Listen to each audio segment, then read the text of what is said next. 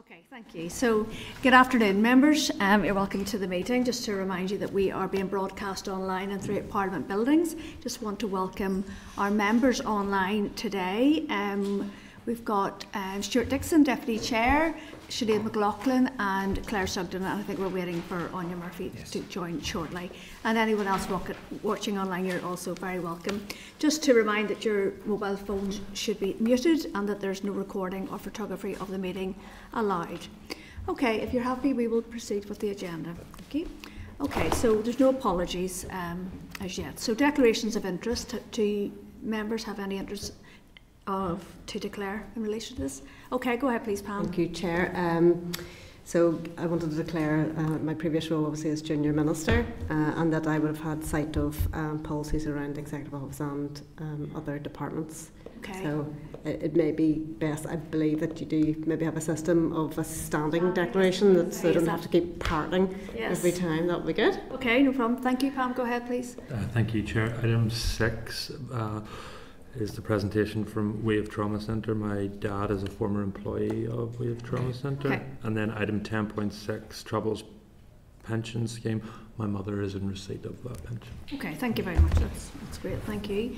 Okay, so just on that, Chairperson's business there, updated membership. So we just would like to formally welcome Pam Cameron and Philip Brett to the committee, and I would like to place on record the committee's thanks to Brian Kingston and Harry Harvey for their work during the time on the committee. So just like to seek your agreement to write to the two outgoing members of the committee to thank them for their tenure.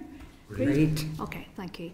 Okay. Anya's arrived as well. And welcome, Anya Murphy's just arrived there online too. That's everybody. Okay, so 3.2, the Truth Recovery Independent Panel. So members, I'm going to refer you to pages 5 to 7 of your meeting pack and just advise that I had received this correspondence from a member of the Consultative Forum regarding the extension of the term for the Truth Recovery Independent Panel. Just to advise that the panel has been granted an extension of term until the 31st of March 2026 by the First Minister and Deputy First Minister, and this is to ensure the panel's findings and recommendations to the forthcoming statutory public inquiry are fully informed and as detailed as possible by allowing more time to study both the testimonies and the archival records. The panel aims to complete the report by the end of this calendar year, and then January and February will be spent checking the accuracy of the report and ensure that any legal issues are dealt with before preparation for publication in March. So I'm just asking you to note this and to remind you that the panel, the Truth Recovery Independent Panel, will be appearing before the committee at its meeting on the 8th of October, and I am going to raise this with the TO officials when they come in. So if anybody wants to hold it, go ahead please. Just on that, there's some concerns raised previously about their leaflets that they put out via post, about them not being received in all areas of Northern Ireland. The committee had some concerns regarding that. Did we ever get any response, or did we ever ask any questions regarding geographical areas that were missed? Ask the question. No, we didn't. Sure, we haven't got a response. Can we just pause this, because I want to raise some issues as well in terms of this panel, in terms of the costs of it and the purpose. So happy to move on. We just note that. And Chair, do you remember the 80 grand Brian and Thomas got for communications? Yes. I think that what this letter has indicated, that extra money was well spent, in that it then brought forward a lot more people to provide testimonies, and it's those testimonies that they're now going through. So I understand that, but the point that Timothy and that we have made before, there were concerns either when people got the leaflet, they got it and that was fine, but there are many people who since said they genuinely weren't aware till they heard from others. So I'm not saying 80 grand isn't well spent. I'm just saying if it's around communications and outreach and inclusion of people, then we need to find out what's happening. My concern would be geographically there's areas that didn't receive the leaflet. Yeah, I think that we're specifically targeting, but by targeting then. But anyway, I think we could maybe pick that up. Well, Chair, they are in front of the committee in 2 weeks' time, so obviously it's something that we can follow up at that point. Okay, so Can we let them know in advance so at least they're coming with answers? No problem. Thank you. okay, thank you. So item 4, draft minutes. So you'll find these on pages 8 to 24 of your pack. And just ask members if they're content that these are a true reflection of the proceedings of our meeting on the 10th of September. Agreed. Thank you. Okay. Oh, sorry, 17th September. Okay, so I'll go ahead and sign. Okay, so matters arising, 5.1 consultative forum. So, members, I'm going to refer you to pages 26 to 36 of your pack for a copy of the PowerPoint presentation from the consultative forum that was referenced during the oral evidence session at last week's meeting. 5.2, birth mothers and their children together, refer you to pages 3 to 4 of the table pack for the additional information sent by birth mothers and their children for justice group in relation to baby homes. 5.3, birth mothers and their children for justice. Sorry, that must be, oh yes it is. That you can find their additional information on page 5 of the table pack regarding the additional institutions, and I think that was something that Stuart Dixon was focused on last week. Yes. Okay, so I don't think there are any actions there, are they? Yeah, just to go to the truth recovery and give the concerns that members have raised. Yes. In front of their meeting in a couple of weeks, that's fine. Okay, good stuff. Okay, so members, we're going to move on now to item 6, and this is our first evidence session today. So I'm just going to seek your agreement for Hansard to record this session. Right. Okay, thank you. Okay, members, I'm going to refer you to pages 38 to 41 of your pack for the clerk's brief, and pages 42 to 58 of your pack for the written submission from VSS, Wave and Adopt NI.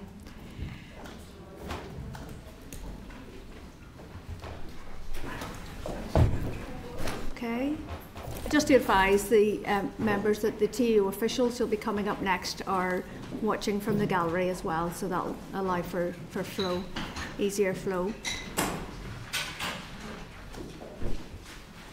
Okay, so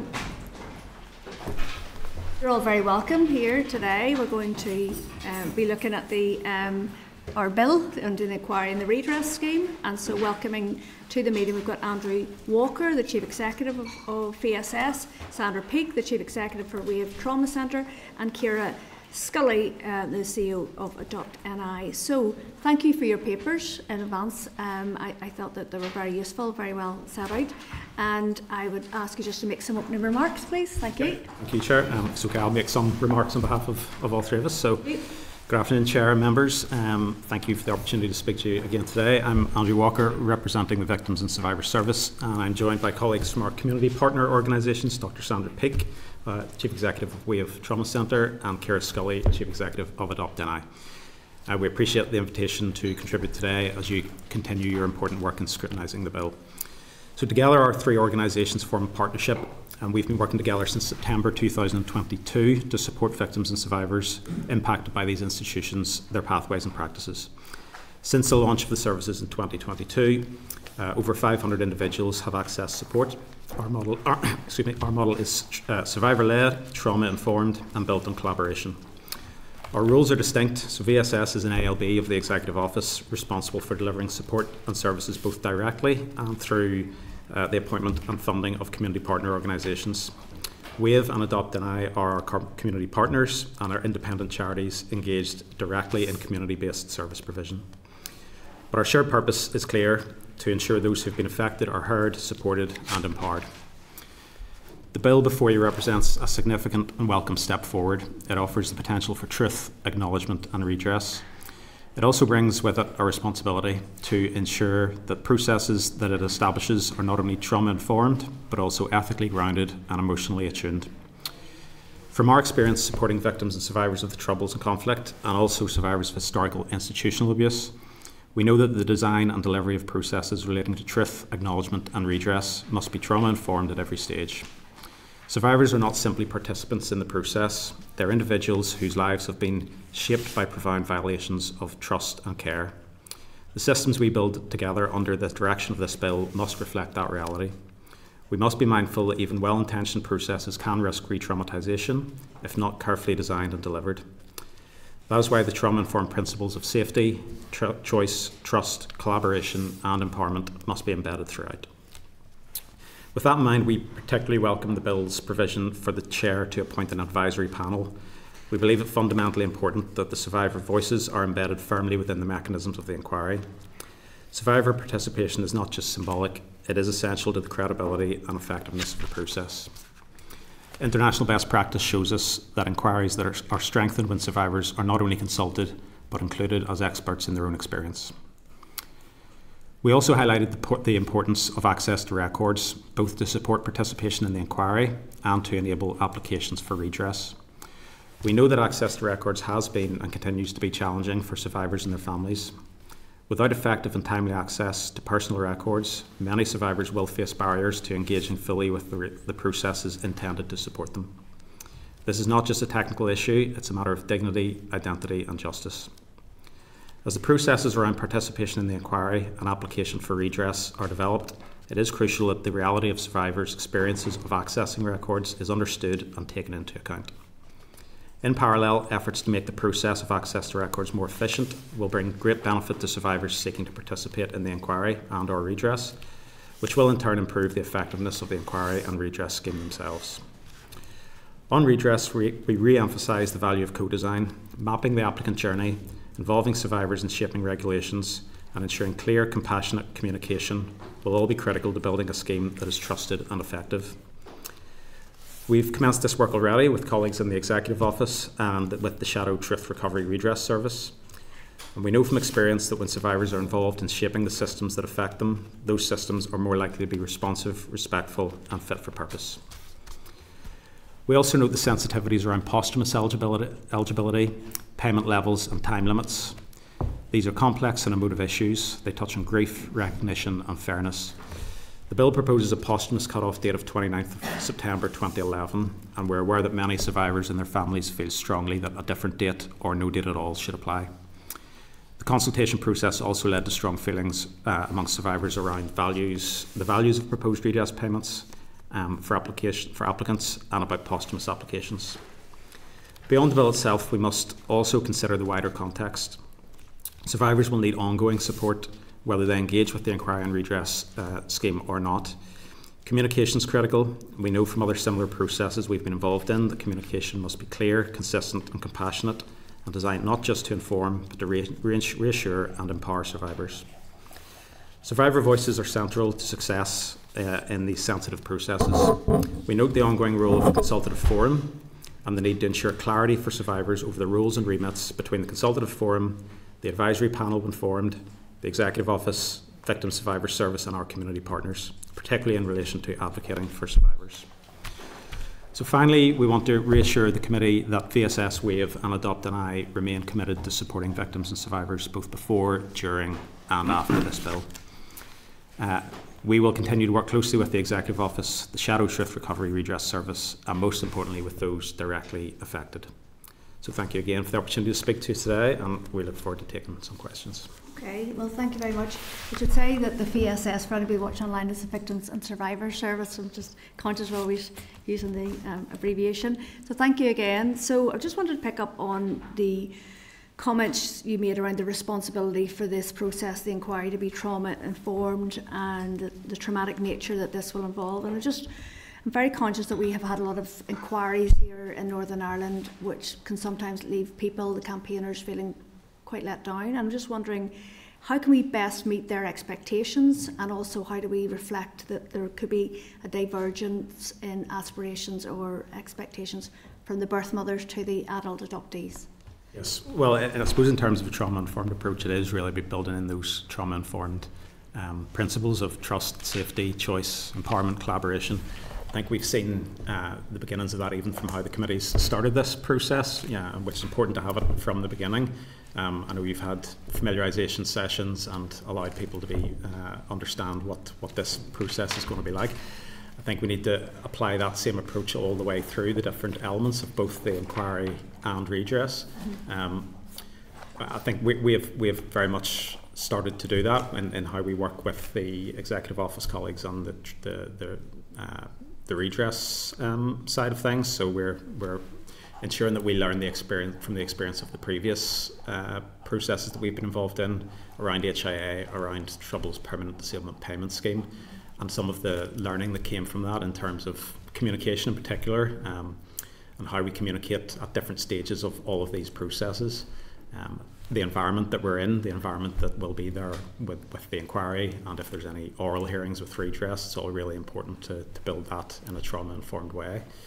Sandra, if you've been involved in some of that as well, I think. Yeah, and I think the big thing is about the clearness of language, to ensure that, you know, when people feel excluded because of the bill, to look through in relation to why they feel excluded in relation to where the regulations are.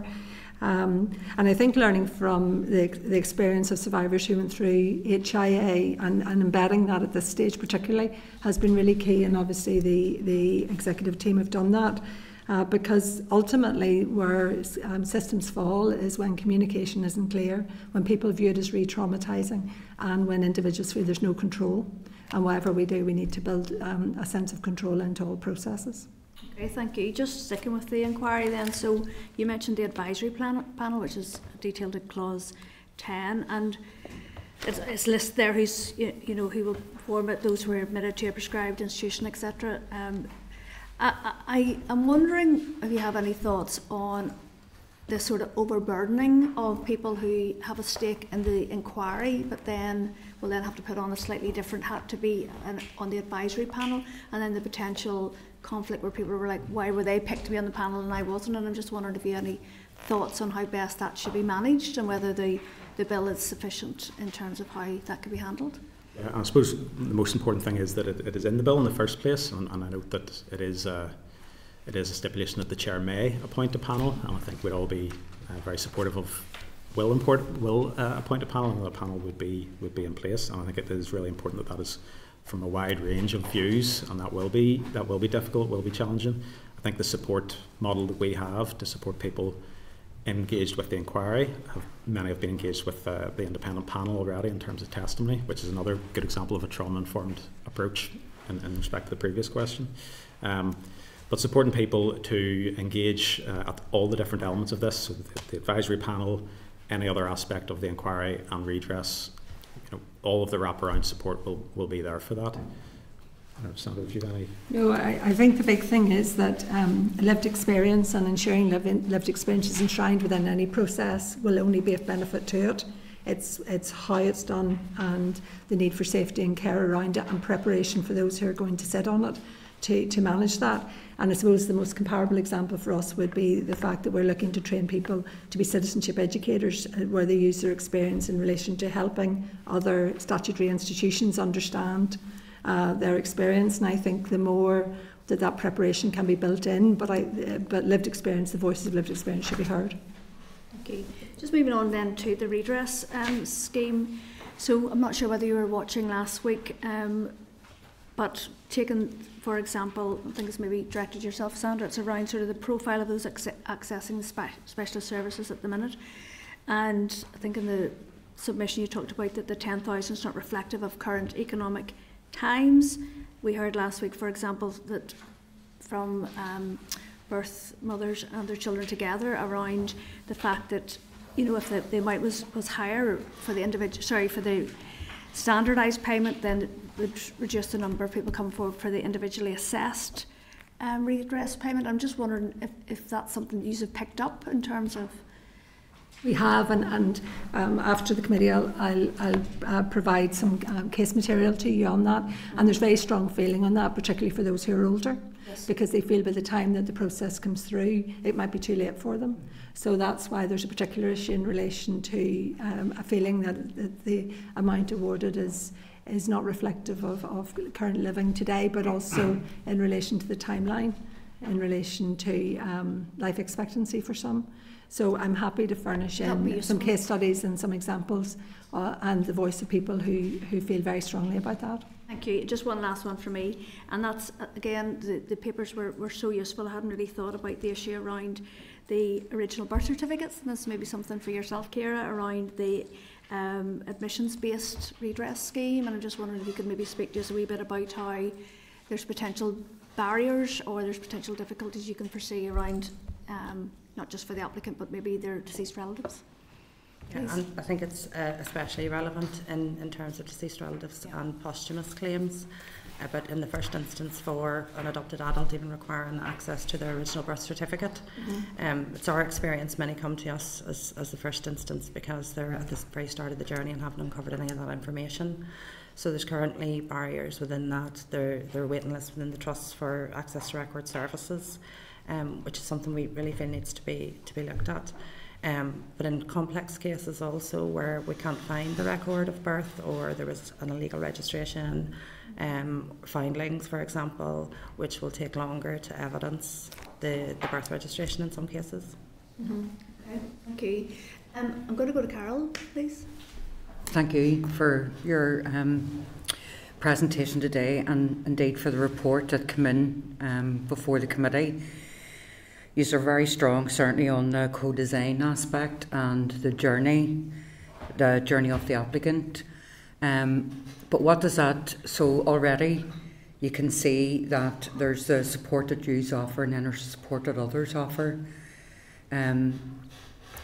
In terms of going through this process of the legislation and indeed the inquiry and then the redress, what does the applicant, support for the applicant going through that journey look like? That's my first question. And then my concern around clause 10 is, and it could be something we can pick up with officials, but when I see may rather than shall, I get worried.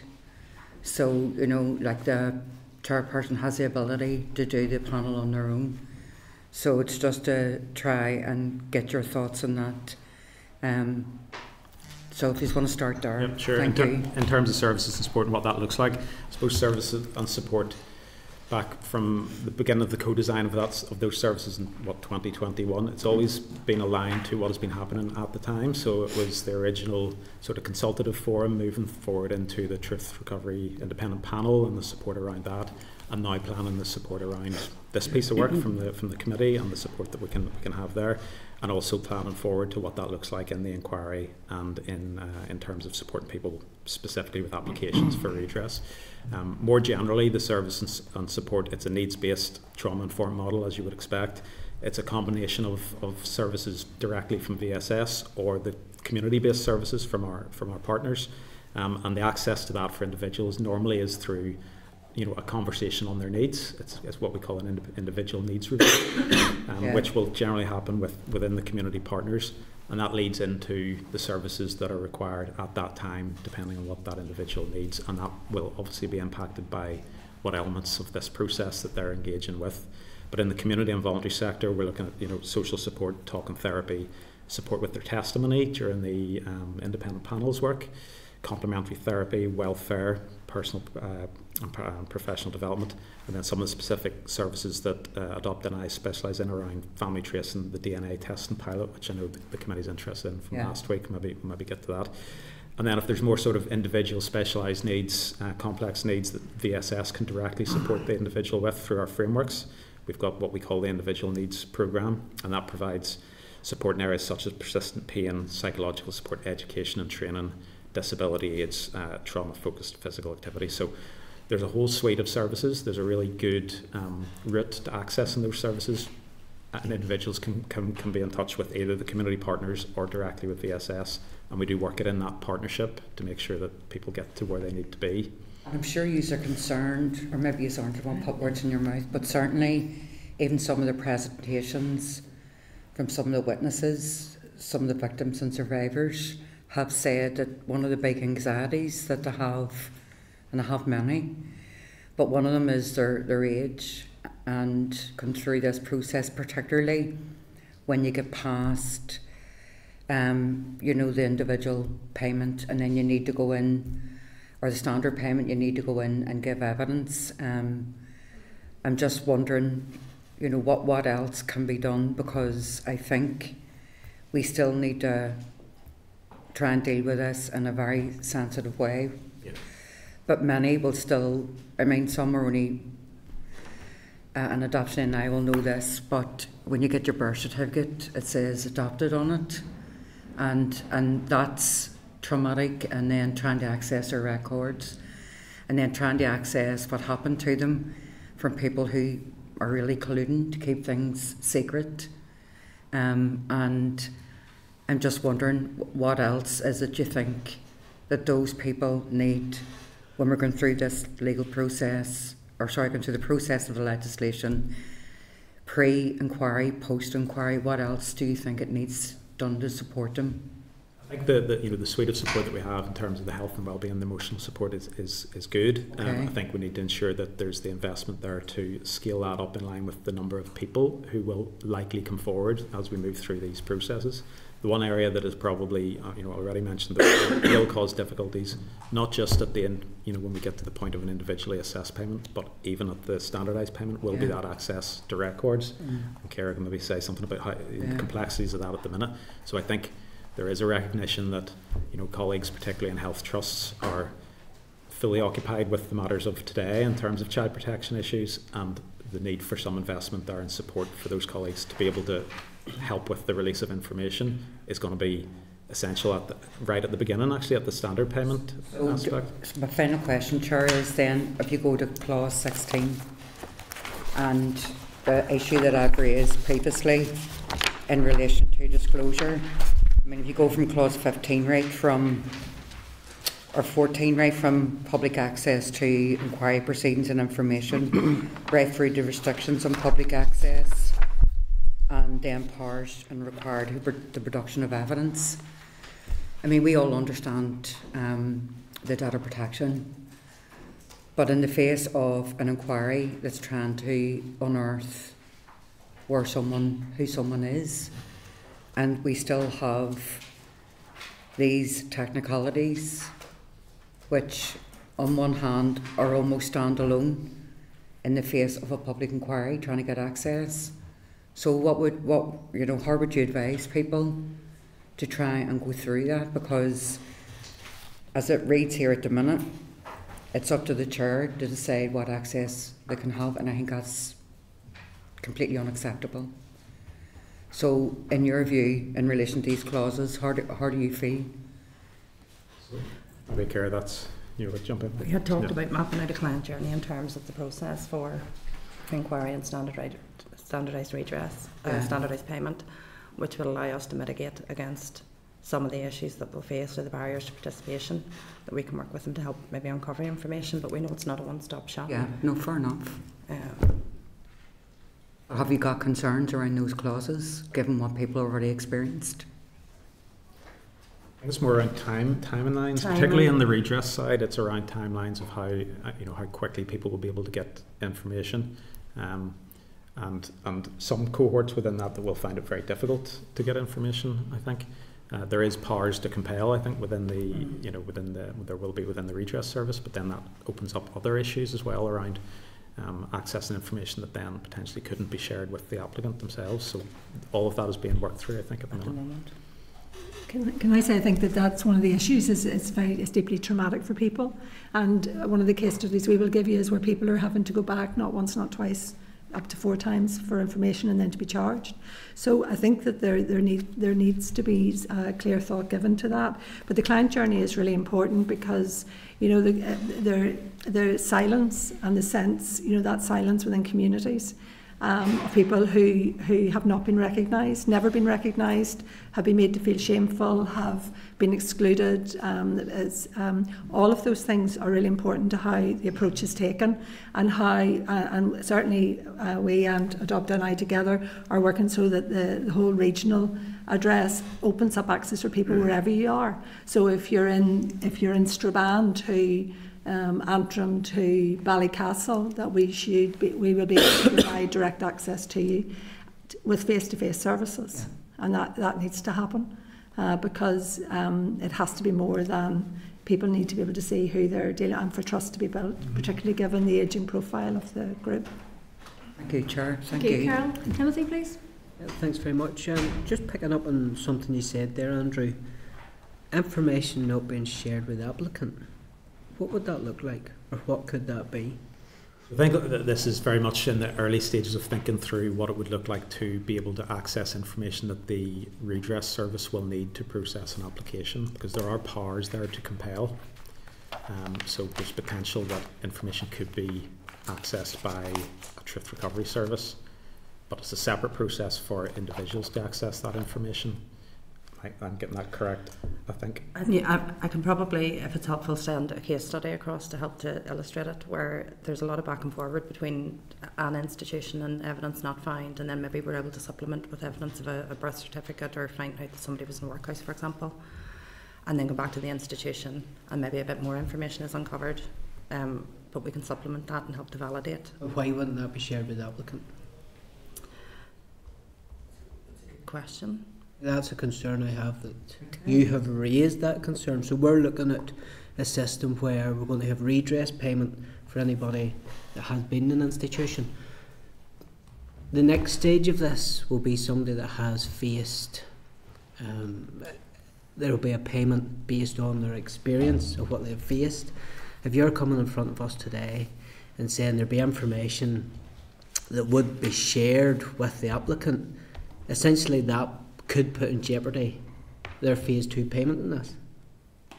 I think we're at the very early stages of working through what those problems look like and what the solutions to them will be. So I don't want to go too far in terms of saying that is an issue that can't be resolved, but it's part of the early discussions around how information will flow from the various sources to both the redress service and to an applicant. There's obviously a conversation that has taken place that has put that doubt in your head, and that's something that concerns me greatly.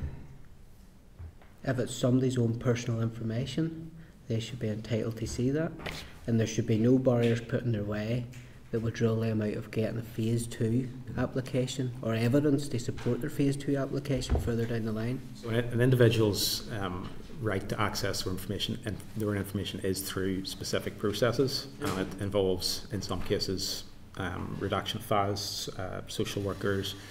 You know, there's a process there that has to happen.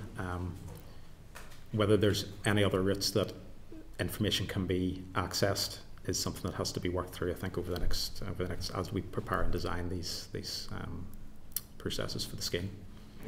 Moving on then to some of the questions that I had. VSS was set up in 2012 by the Executive Office, essentially to deliver for victims and survivors of the troubles or the conflict.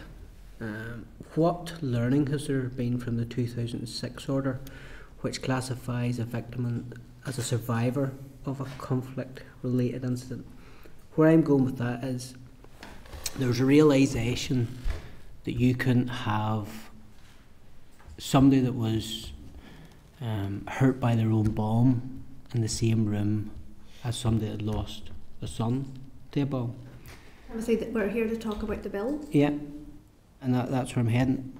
We talk about a trauma-informed approach, and what we have heard in the past is where you have had birth mothers and adoptees put in the same room, which has created tensions before we've got to this stage, where we've heard about a client journey, and I'm really wanting to understand, has there been lessons learned? Like, this isn't the first rodeo for VSS. This is something that you've been through, where I'm talking about the bomber and the person that has been injured by the bomb.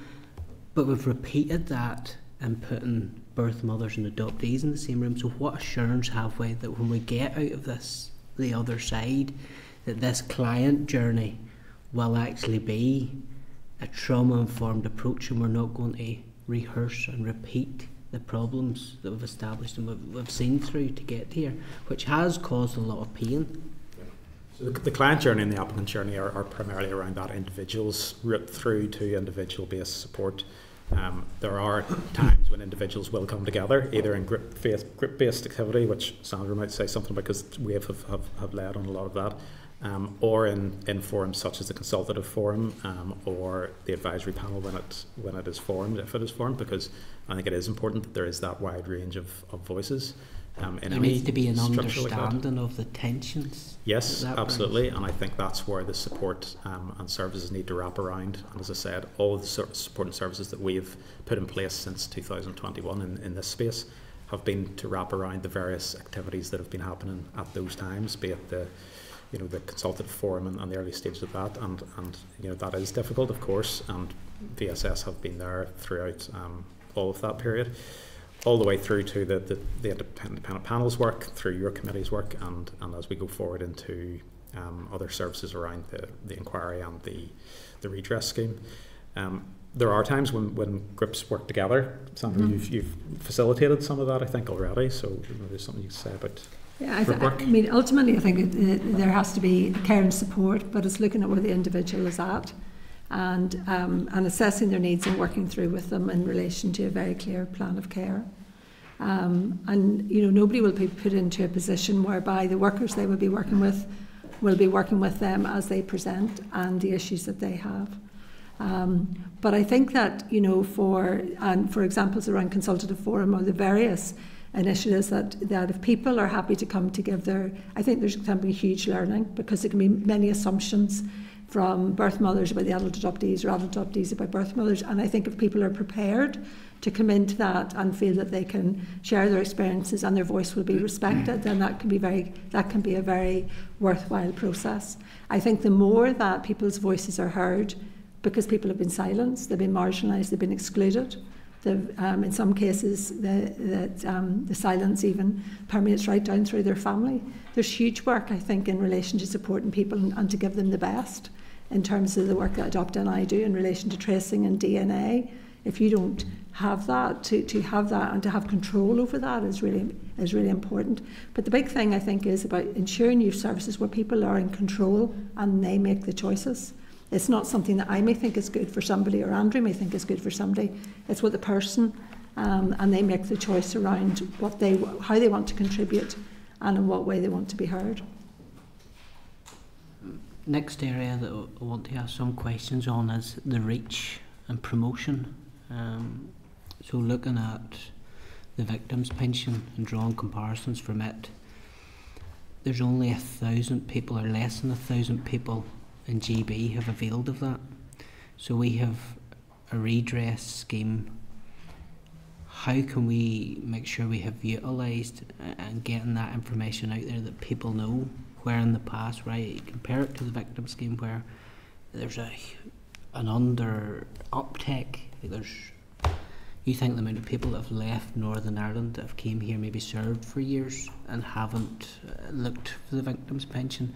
How can we best utilise our resources to ensure we're getting as many people, yes, in Northern Ireland, the South, but also in GB, because that's obviously a problem in the past where we haven't been able to reach that audience.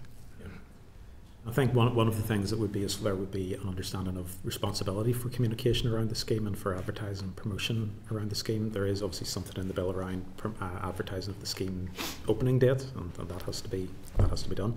I don't think there's anything else around who will take overall responsibility for promoting the scheme or promoting engagement with the inquiry. We will all play our part in that. But it may well be useful that we have a better understanding of who takes the lead and where the budget then would come from to do that work. We can all do targeted promotion through our own channels. There's quite a wide reach across, I guess, social media and other platforms that we would have between the three organisations. And we'll obviously do that. We'll obviously also try and target any information that we can get to places where we know that those who would be eligible may be. But you know, I take the point and I agree that it would be useful to have a sort of a combined approach on that. In Matters Arising, we had the slides from the Victims and Survivors Forum, the members' views. So out of that, it was sent out to 236 victims, survivors, only 54 responses. I just have a concern that we are not reaching the people we need to reach. And that's something that I want to put strongly on record of something we need to have an associated budget and a clear pathway of how we're going to get to these people.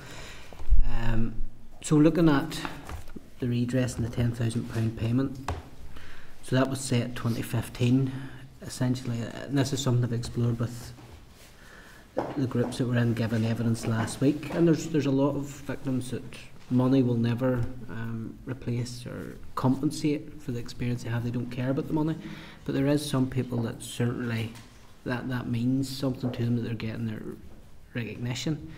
So £10,000 in 2015, essentially with inflation, looks something like £14,000 now. Is that a figure that better reflects the recognition? Is that something? What's the feedback on that? to yourselves? I think there's a lot of different views in that, and we saw that with the consultation in terms of settling on what an appropriate figure would be, and again the same points that you've made about no amount or no figure will ever be a compensation.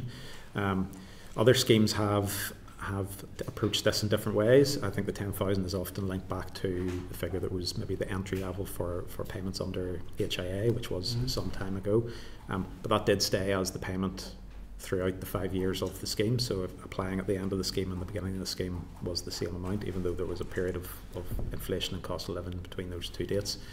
On other schemes like the Troubles Permanent Disablement Payment Scheme, that's fixed to an indexed amount, whereby each year that minimum level, so it increases. So when we first talked about that scheme, I think the minimum level for the lowest degree of disablement was something like £10,000, £10,500 maybe. I think if you're applying today for 4 years into that scheme, that has already been indexed and it's at £12,000 and £12,500. So there's lots of different ways that can be built into a scheme, I suppose, is the point, and lots of different views as to whether 10,000 is an appropriate amount for this standardised payment. It is the lead-in into an individually assessed payment later on, but I think you heard clearly from last week that there will be many people who maybe don't feel that they will want to apply for an individually assessed scheme, and all of the difficulty that will go with that, or unfortunately may not be around to apply for that in time when it comes around. So. Okay, thank you. I'm going to move on. Philip, please. Thank you, Chair, and thank you very much for your presentations. I suppose in the first instance, useful for me just to put on the record, I've just joined this committee, so I'm getting up to speed too. I got access to papers yesterday, so maybe not in as much detail as I wanted to be, but I just wanted to get some views from you. Firstly, in relation to the core services that you offer. Obviously, I'm very familiar with the work of WAVE and with VSS. With the expanding workload that you have as a result of this bill, I just want to see how would that impact on each of your core services that you're currently engaged in. So from WAVE's perspective, it's a separate team that work solely in relation to mothers and babies.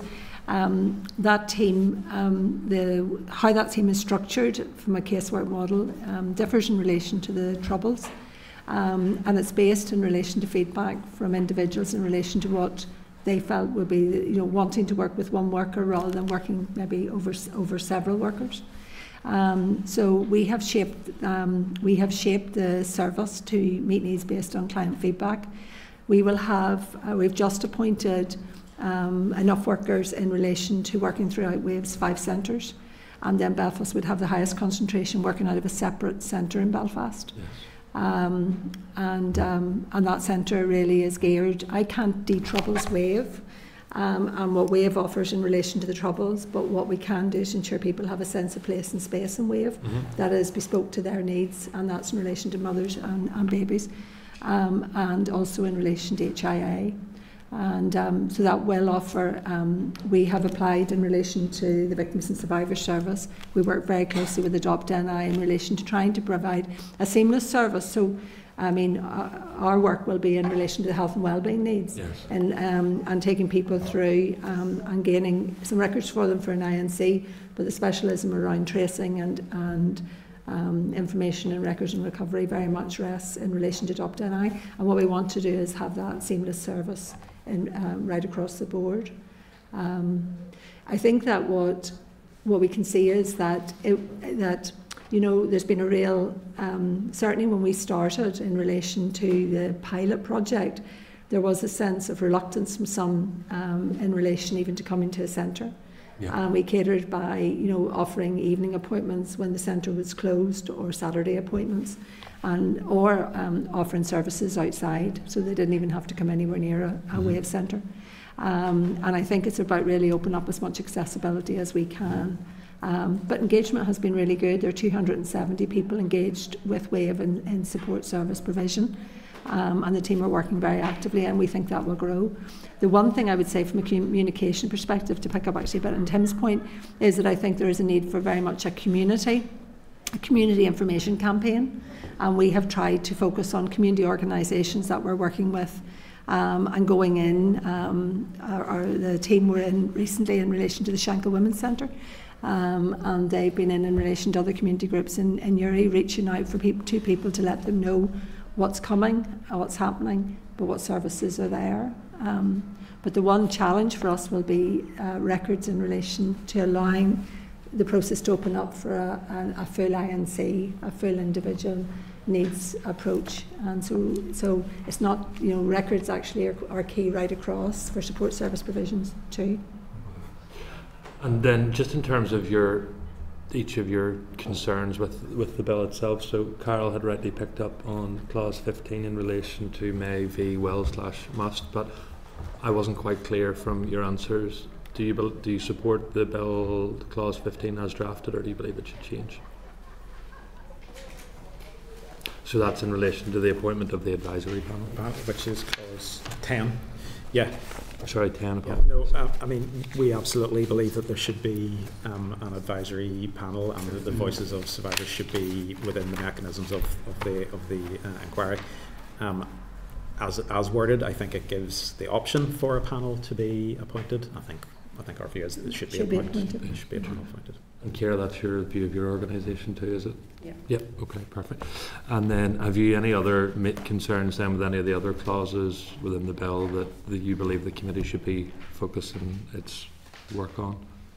I mean, the things that you heard, you weren't in committee last week, but the things that were raised by survivors appearing last week were pretty common around posthumous state, around the value. We've mentioned, to your point, around good communication and promotion and awareness of the scheme. I think those are some of the key things that should be. Do we have a corporate position on what the payment level should be? Yeah, they do, and I'll provide, because we've engaged, in terms of our engagement with the client base, so certainly the recommendation was that the payment should be nearer to 15, then, which would reflect any sort of, which would reflect the increase in cost of living, etc., and also from that time.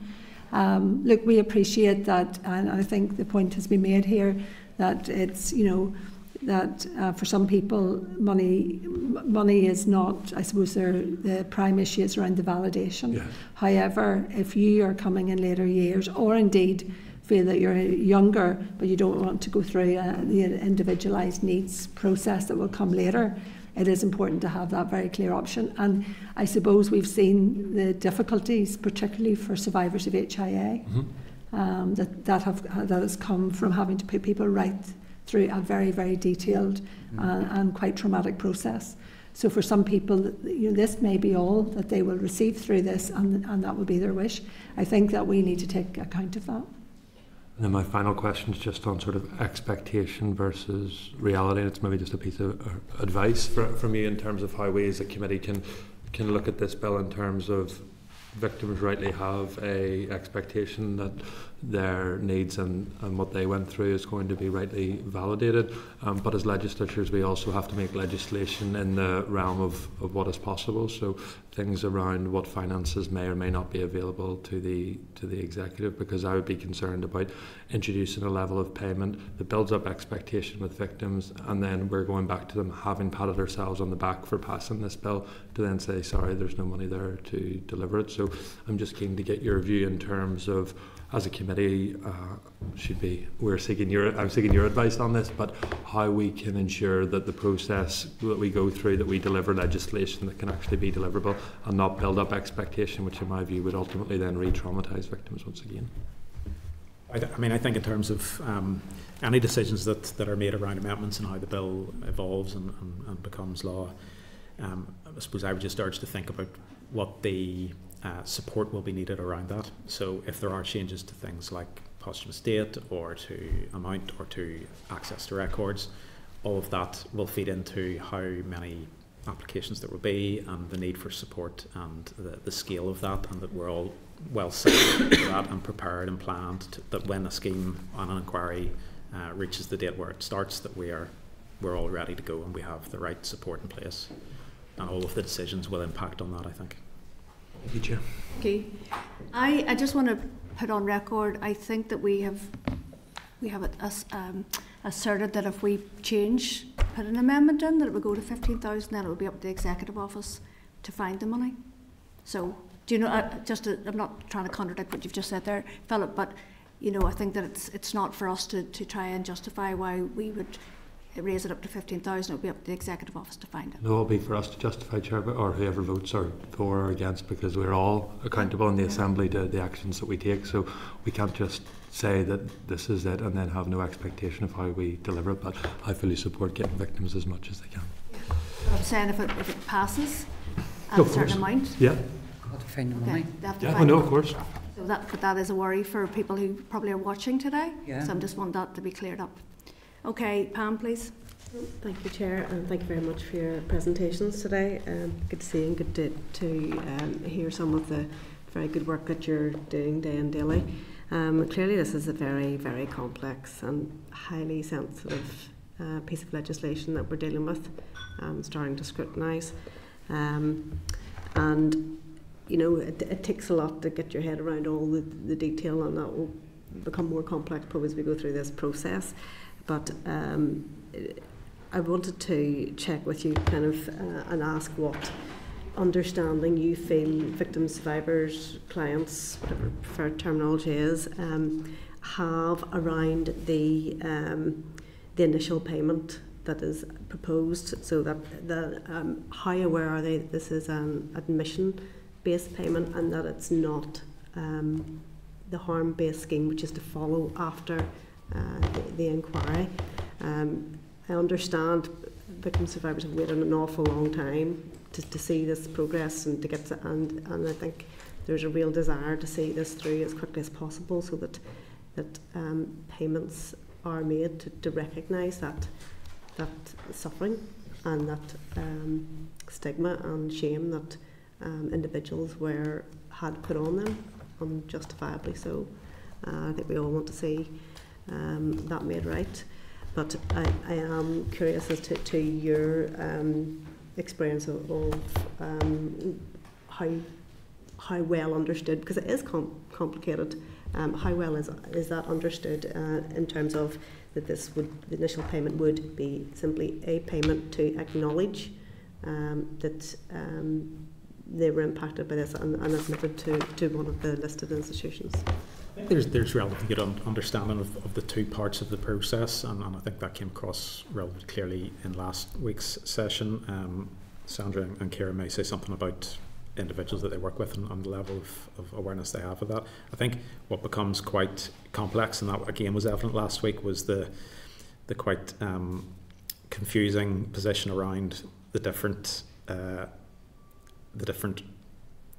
terms used for redress and used for the inquiry. So we have prescribed institutions versus relevant institutions. We have relevant persons, eligible relatives. So that does become quite cumbersome, and we understand why all those terms are there, and it's two different processes doing slightly different things. I think that was generating quite a lot of confusion, and probably continues to do so, and maybe we can think about ways to get that message across a little bit more clearly about the difference between inquiry, redress, who is eligible, and then that point of eligible relatives as well, which is quite important and also quite probably confusing. In terms of general awareness, I don't know, Ciara or Sandra, if you have any comments about those that you work directly with? I wouldn't disagree. I think everybody that we're currently engaging with, which is almost 300, understands the difference between the standardised and the individually assessed payment. It's whether or not they see themselves within it is the issue. And maybe a level of concern about what that next stage will look like, and how difficult and traumatic that might be to go through that individualised payment. All of that, not underestimating how it may well be difficult and traumatic to go through the standardised payment, just engaging with this, whilst it will be a very straightforward scheme and process and application. It's the subject matter of for the first time potentially putting pen to paper on something in this area will probably be difficult, and that's again why it's important that we take the approach that we are to support people with their applications. Not everyone will want to sit down and do this themselves, and if you want help and you want the wraparound support that comes with it, we need to make sure that the model is there and that the resources there to do that from day one. I appreciate that, and clearly I don't think anybody wants any more trauma or any more suffering to take place, so I think whatever can be done to make these processes as smooth and as easy as possible is something that we would all desire. Just finally, just ask you if you've any kind of practical suggestions as what can be done in terms of looking at that problem of accessing records. If you've any practical suggestions of things that could be done to actually to make this much easier, because that's traumatic in itself. And families are very, very complicated, and some families are way more complicated than others. It's not easy, and working with individuals can be challenging because we all have different views and different needs, and we all react differently to different things. And we see so many times amongst groups and charities and churches and how people can almost war with each other over trying to have their needs met. So if there's any practical suggestions that you have to even in terms of that access to information.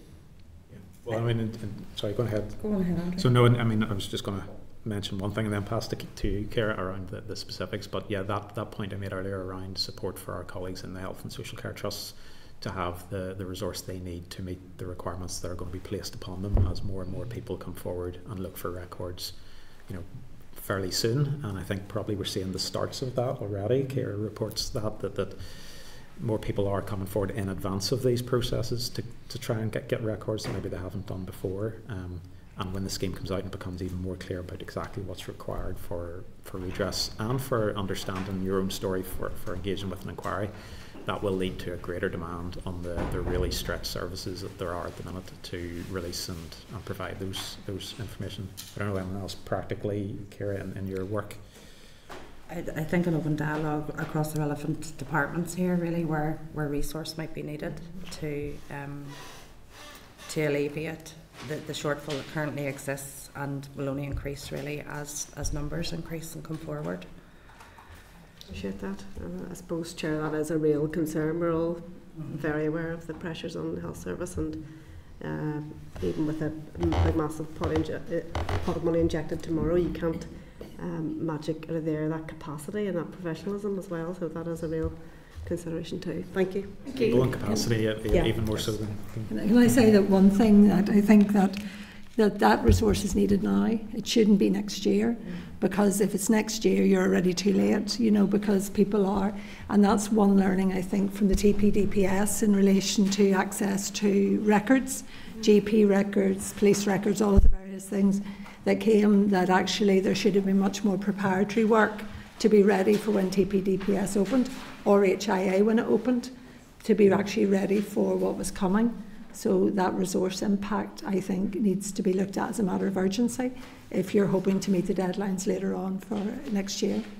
And I think whether someone's eligible or not, they're going to need to come forward to access their information to see if they're eligible. So regardless, it's going to impact on the resource as it stands.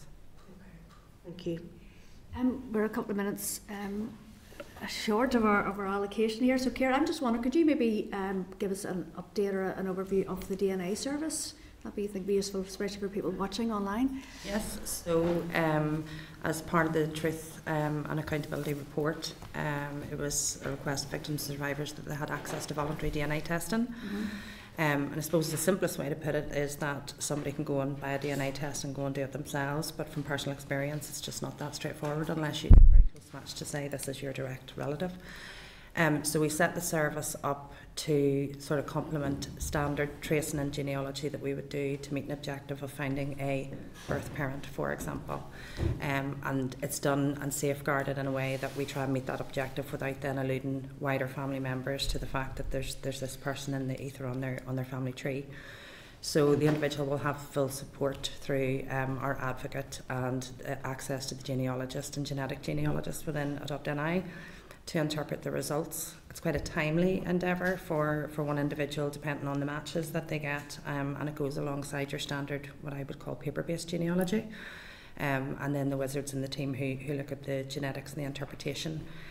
So there's been about 46 people to date have engaged with that, and largely we've had positive outcomes in terms of 43 people, and out of the 43 we've had 30 successful cases, and when we say successful, that's in 25 of those cases we've determined a paternal or maternal direct link and been able to offer the person an intermediary service or choice about whether to progress that with their relative. In some cases we say it's successful in that we're able to identify grandparents, but it could be a grandparent on the maternal line with 4 sons. It's very difficult then to define which one of those is the birth father, but it still gives that individual that little bit more information, and you can begin to paint them a family tree. And in some cases it can confirm or refute information that they've already received from Statutory, so it's a complement to it. So, thank you. Just one last question. It's free, isn't it? It's a cost. Funded through. Okay. This Yes. is part of the model, and it was set up as a pilot. It's been fully evaluated and now is rolled into the sort of the standard services. So I think we've provision for, is it 75 per year? Yeah. But I mean, we'll be flexible on that as we work through and scale up the services. Yeah. Brilliant. Thank you so much for that, and thank you for all your work in preparation for coming today. I really appreciate it. Okay, members, thank you. Just take your ease for a minute while we just change the panel. Just going to ask the clerk if there are any actions to recap on. Thanks, Chair. I think there were a couple of things that the witnesses suggested they would send through. So Wave said that they would send through some case studies and adopt an eye also case study on access to records and experiences on the past of that. I've noted down a couple of other areas that were covered that aren't actions as such, but obviously budget and lead in terms of the promotion of the scheme once it actually becomes live, and also something for us to think about as we move forward is terminology within the bill. Quite a number of people have raised that it can be a little confusing, but I don't think there's an actual action out of that today. Okay. Okay, thank you very much. Go ahead, please. We need to get to a point where we're putting in the bill that there is an advertising budget to make sure it's sufficient and it's fit for purpose. There's all this maybes and ifs and buts, may language, but we need to, as a committee, have something nailed down that, you know, we're content that there's going to be a fit for purpose pot of money to reach people that's entitled to this. That was on the advertising. The sharing of info, I got the impression it wasn't sharing the records, it was sharing general information. Is what I don't know if it was an off the cuff remark that Andrew made, but that's certainly something that's concerned me greatly, that you might have somebody that's come forward eligible for the first payment, but if that information isn't shared with them when it comes to later on the further payment, it puts them at a detriment to have a successful application, and that's something that really concerns me. I think we'll maybe need to get legal advice around the clause around the budget. We could definitely put it in our committee report at the end, and we could maybe raise it now with the TO officials coming forward. I'm going to bring Sinead in and then I'll bring the panel in. Go ahead please, Sinead. Thank you, Chair. I was just concerned there at the very end in relation to the resource issue with the HSCT, and I think it would be appropriate for us to contact them because they will need additional resources, and when the records are actually found and given as well, they can be very complex, it can be very traumatizing for those that are receiving the records, and that will put additional pressure on WAVE and VSS and Adopt NI as well. So it's a wider resource issue, and I think we need to get ahead of that, and so we probably should make that known to the HSCT, please. Okay, thank you. Go ahead please, Pam. I was just wondering, would it be appropriate for this committee to write to the Minister of Health as well to ask about what preparation is in place, given what's being said by the witnesses today, that really, you know, it's needed now. It's needed now. It's not a matter of wait and see. We know that we're understaffed in so many areas, and I think the very least we can do is support people through this process. We have already in preparation for this. I wonder if maybe could you share that response then? Yes. But we could maybe keep this under review. Okay, members, I'm going to move on just to our next item there. So we've item 7 then. So we've got our departmental officials coming in to speak to the bill. And just want to seek your agreement again for Hansard to record the session. Great. Okay, thank you. Okay, members, going to refer you to pages 60 to 62 of the pack for the clerk's brief, and pages 134 to 163 of the pack for the Executive Office's response to correspondence from the 24th of June regarding bill queries. And I'm going to welcome to the meeting Martin Carey, the Director, Truth Recovery Programme, Francesca Murray, Head of the Inquiry Team, Elaine Allen, Head of Redress Team, Michaela Jordan, Head of the Programme Team, and they're obviously all from the Executive Office. So just to remind members that we forwarded 12 queries following last week's meeting, and officials have asked could they split the 12 questions into 3 sections during this oral briefing today. Each section will cover 4 questions, and we're aiming for less than 5 minutes intro per session, so then we'll go on to questions. So just finally then, the clerk emailed members with the areas to be covered in this section earlier today. Okay, thank you. Thank you, Chair. I'm just going to invite you to brief members. Okay, thank you, Chair, and thanks, Committee. As I said, we'll just run through 4 questions at a time. So I think the first question was really about the joint working of institutions and what information is available in relation to this. So this is really covered under Clause 2.2 of the bill currently. So I suppose all the evidence we have from the Queen's and UU report is that there was clear networks or groups of individuals, professions, organisations, institutions and state working together. So this is tried to cover in terms of pathways in to institutions, what happened to people whenever they're there, and specifically 2B looks at the state's role around registration, regulation and inspection. And then Part C is about the placement and departure of children, and that will include, so I suppose in the EFM on page 6, we've outlined what do we mean by public bodies. So that includes agencies, it includes basically legal and medical structures, and it also includes social services. And then also on on page 6 of the EFM, in terms of other persons, it outlines GPs, clergies, social workers, baby homes, private nursing homes and businesses. So those are a sort of good example of that network or joint working. I think this has been a feature of the Queen's UU report. It will be a feature, I'm sure, of the independent panel's report, and I'm sure it will be a feature of the public inquiry. So that's just a short outline in that joint working. Yes. So. Okay. I'll go on to question 2. So, so question 2 was really about what provisions there are for individuals around legal representation. So this has really covered the broad principle or power is covered in 21.2 of the bill, which is really given a power to provide expenses to witnesses. So that's about legal representation.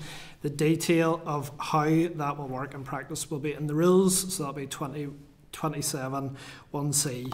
But I suppose just to provide some assurances, individuals who want to provide evidence or oral statements to the inquiry will be provided legal support, and there will also be a core participant status as part of the bill as well. So we're not completely sure how much that would be, but it would be in the millions of providing legal representation and support to victim survivors. So that's question 2. Question 3, which I think came up last week, but also I think as a theme and some of the engagement we've had with victim survivors since the launch of the bill, was particularly about the emphasis on cross-border movement and what information is available in relation to this. I think the Chair, you referenced last week about the MOU with the Republic of Ireland and OMA. So I think just first of all to say that I suppose there's a north-south element to this, but there's also an east-west element. We know that there are practices where individuals or institutions were not only moved north and south, and there's particular case studies around Fawn and County Donegal as an example, and we've records through PRONE and the independent panel in relation to Fawn.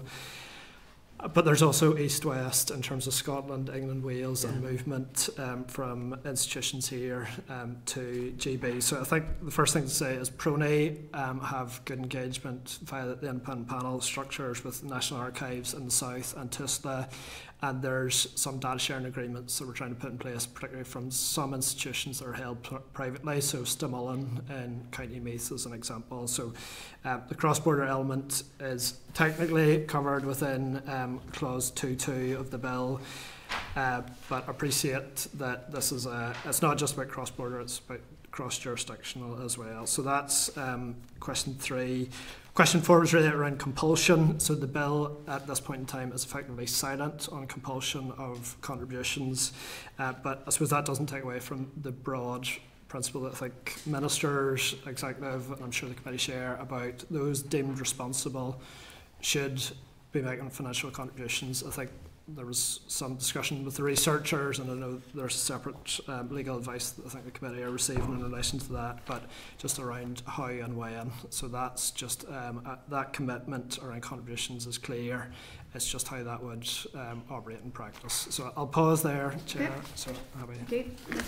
Thank you. Thank you. I just want to pick up on that issue around the Memorandum of Understanding, and obviously we've seen the legacy framework coming forward. We haven't seen the text of the bill, but just while we're sitting here, I've got a message from one of the birth mothers, and she'd been sent to Bernardo's in Dublin, for example, to access her records, which really isn't great for somebody who's already been traumatised. I'm just wondering, could the conversation progress from a Memorandum of Understanding to actually the Irish government bringing in their own legislation around providing? Has that conversation started? Yeah, so I suppose there's a couple of elements of key legislation. So in March 22, there was a provision brought through the Assembly, which was a preservation of documents. So that placed a protection, and it made it an offence for institutional records to be moved outside jurisdiction, but also protect the records that are in place. That legislation has now been replicated in the South. So that provision was introduced, I think, in November of last year, which was a positive step. I suppose, Chair, there is that distinction about individuals. It's easier, and I'll say that loosely based on the discussion we've just heard from VSS and Adopt NI. It's easier for individuals to request information here if it might have to be separate processes then to request similar information in the South. So I'm not saying our process in here is not perfect, but it is requiring individuals. Now, there's lots of support that Ciara and her team around support and advocacy work to help people through that process, but it's a work in progress, sort of how I would describe it. So. Thank you. Sorry, I was just checking there. This is a new list. Carol, please.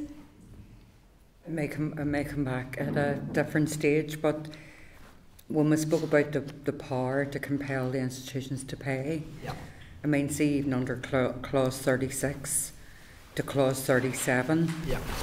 So if you look at the power to disclose information, and then clause 37, it talks about payments. I mean, I'm not saying that you have done this deliberately, and I just want to be clear on that. But when you see sentences like, you know, about payments will be made and treated in relation to certain means tested benefits, and the institutions who were responsible for this aren't even mentioned anywhere, it just seems to be, we may take some of your benefit if you get a payment, but the people who caused this misery aren't even mentioned anywhere in these sections. Is there room for an amendment so that the power to compel to make a payment will be put in by the institutions? Yeah, I suppose we've looked at options and what options are available. Carol, in relation to that, I suppose one of the challenges we've been trying to work through is what legal basis do we have in order to put a power to compel within the bill, and I suppose it brings in actually some quite complicated legal processes around basically something called Article 1, Protocol 1 about a person's right to property. So it's just about, the bill is effectively silent at this point, and I think it's important that we have the opportunity to bring the bill into the Assembly. That's not to say that work hasn't stopped, but it's just trying to work through. No, I appreciate that, and I think we all do, but the issue for us is that you can engage Article 8, you can engage Article 13, you can engage all the different articles. From a position of the committee, we feel it's just not just for the institutions for any attempt to compel them to pay. Now, whether they have the ability to pay is down to the inquiry, but they should be at least compelled to pay. Yeah. And if there's any attempt to sell off or hide assets, you know, I mean, if you were responsible for causing damage to one of the pillars out there the front, and I was liable for it, and it cost £10,000, but really I can only afford £1,000. Yeah. I mean, it needs to be some sort of attempt for this is part of redress as well. It is, yeah. So I think I would like to see something, and I understand you can use whatever piece of ECHR not to do this. Yeah. I'm not saying you're doing that. Yeah. But equally, there's articles within ECHR to do it. Just to remind members, we have asked for legal advice on this, and that we're going to get it presented in closed session next week. Well, that's fine, but it would be great if the department could bring the amendments forward rather than us having to do it. Okay. I'm happy to provide a short response on that. Yeah.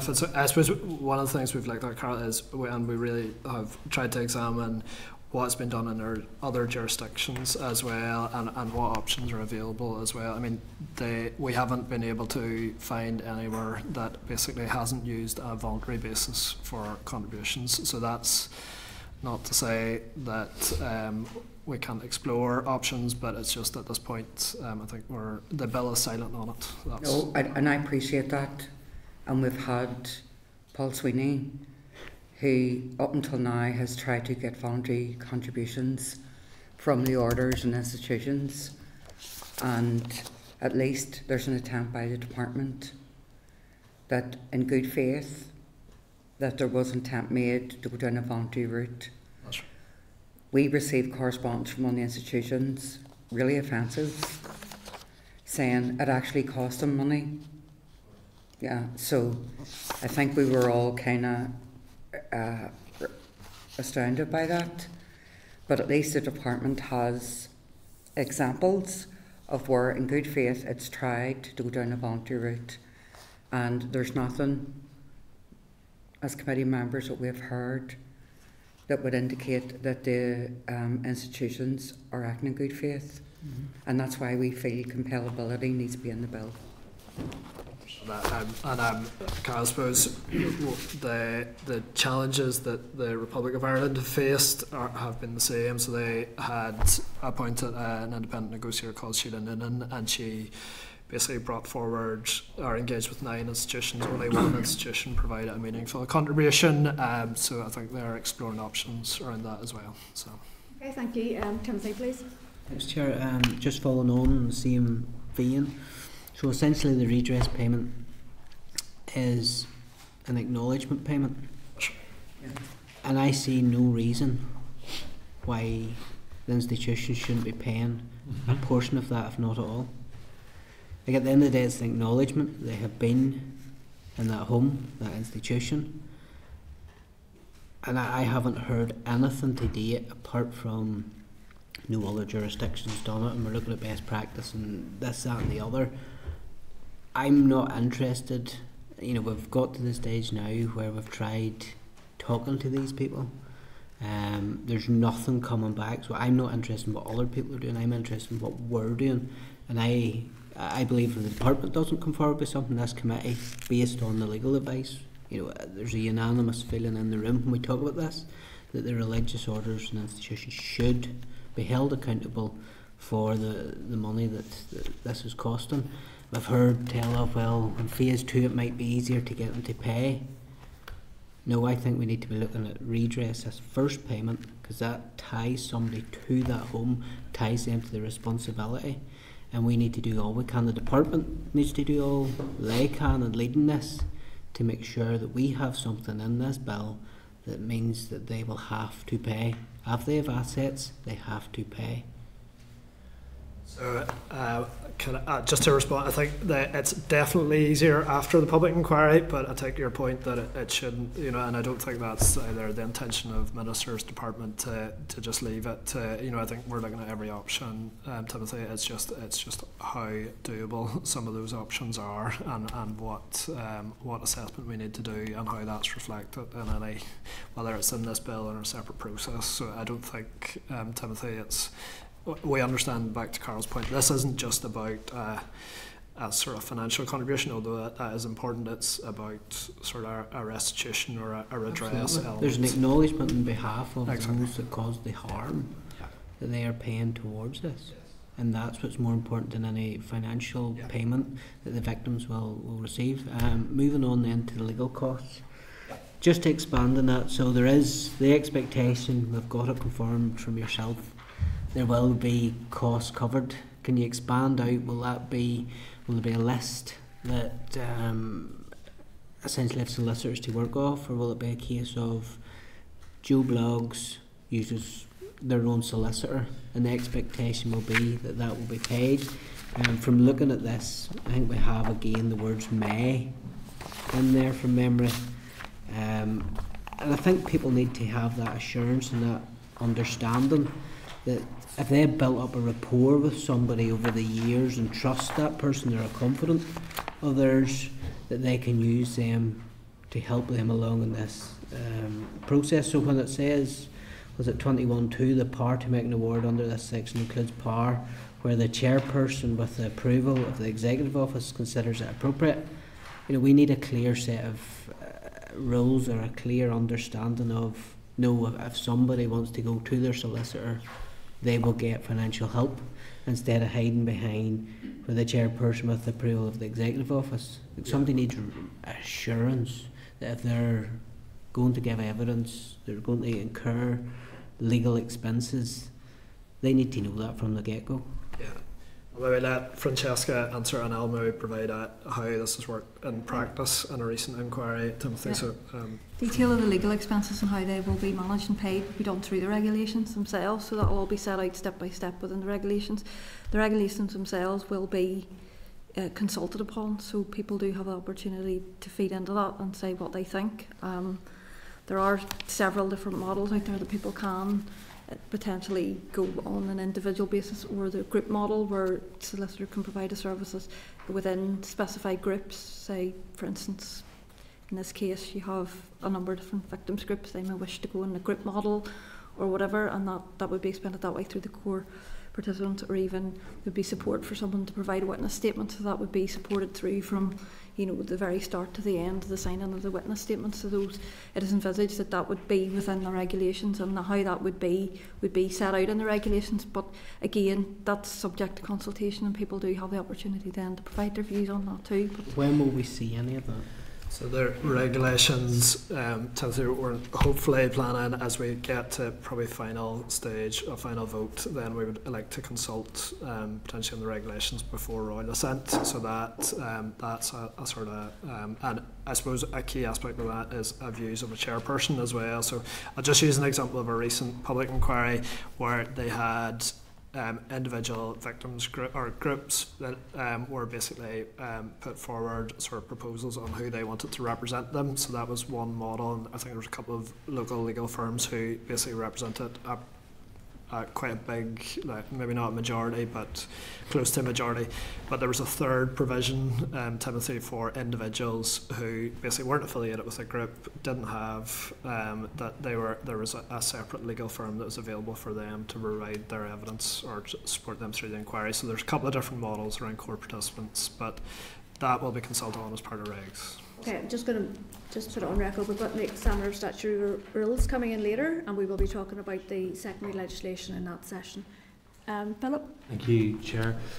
Just firstly, for my ignorance for not previously being on the committee, but what did the question mean whether officials have considered the Bomb Inquiry Memorandum of Understanding? It's just, I suppose, Philip, the bill in here around, let's say, powers to compel or data sharing, those are stronger, if you like, within this jurisdiction. But I think in the Bomb inquiry, there was an intergovernmental arrangement that, let's say, government data was shared between the two governments. So just trying to put in place similar arrangements, that particularly if there's an institution of interest, so Stamullen in County Meath is maybe a good example of where some of those records are held by the state in the south, so that we've got that sort of a protocol that can access those from an investigation perspective.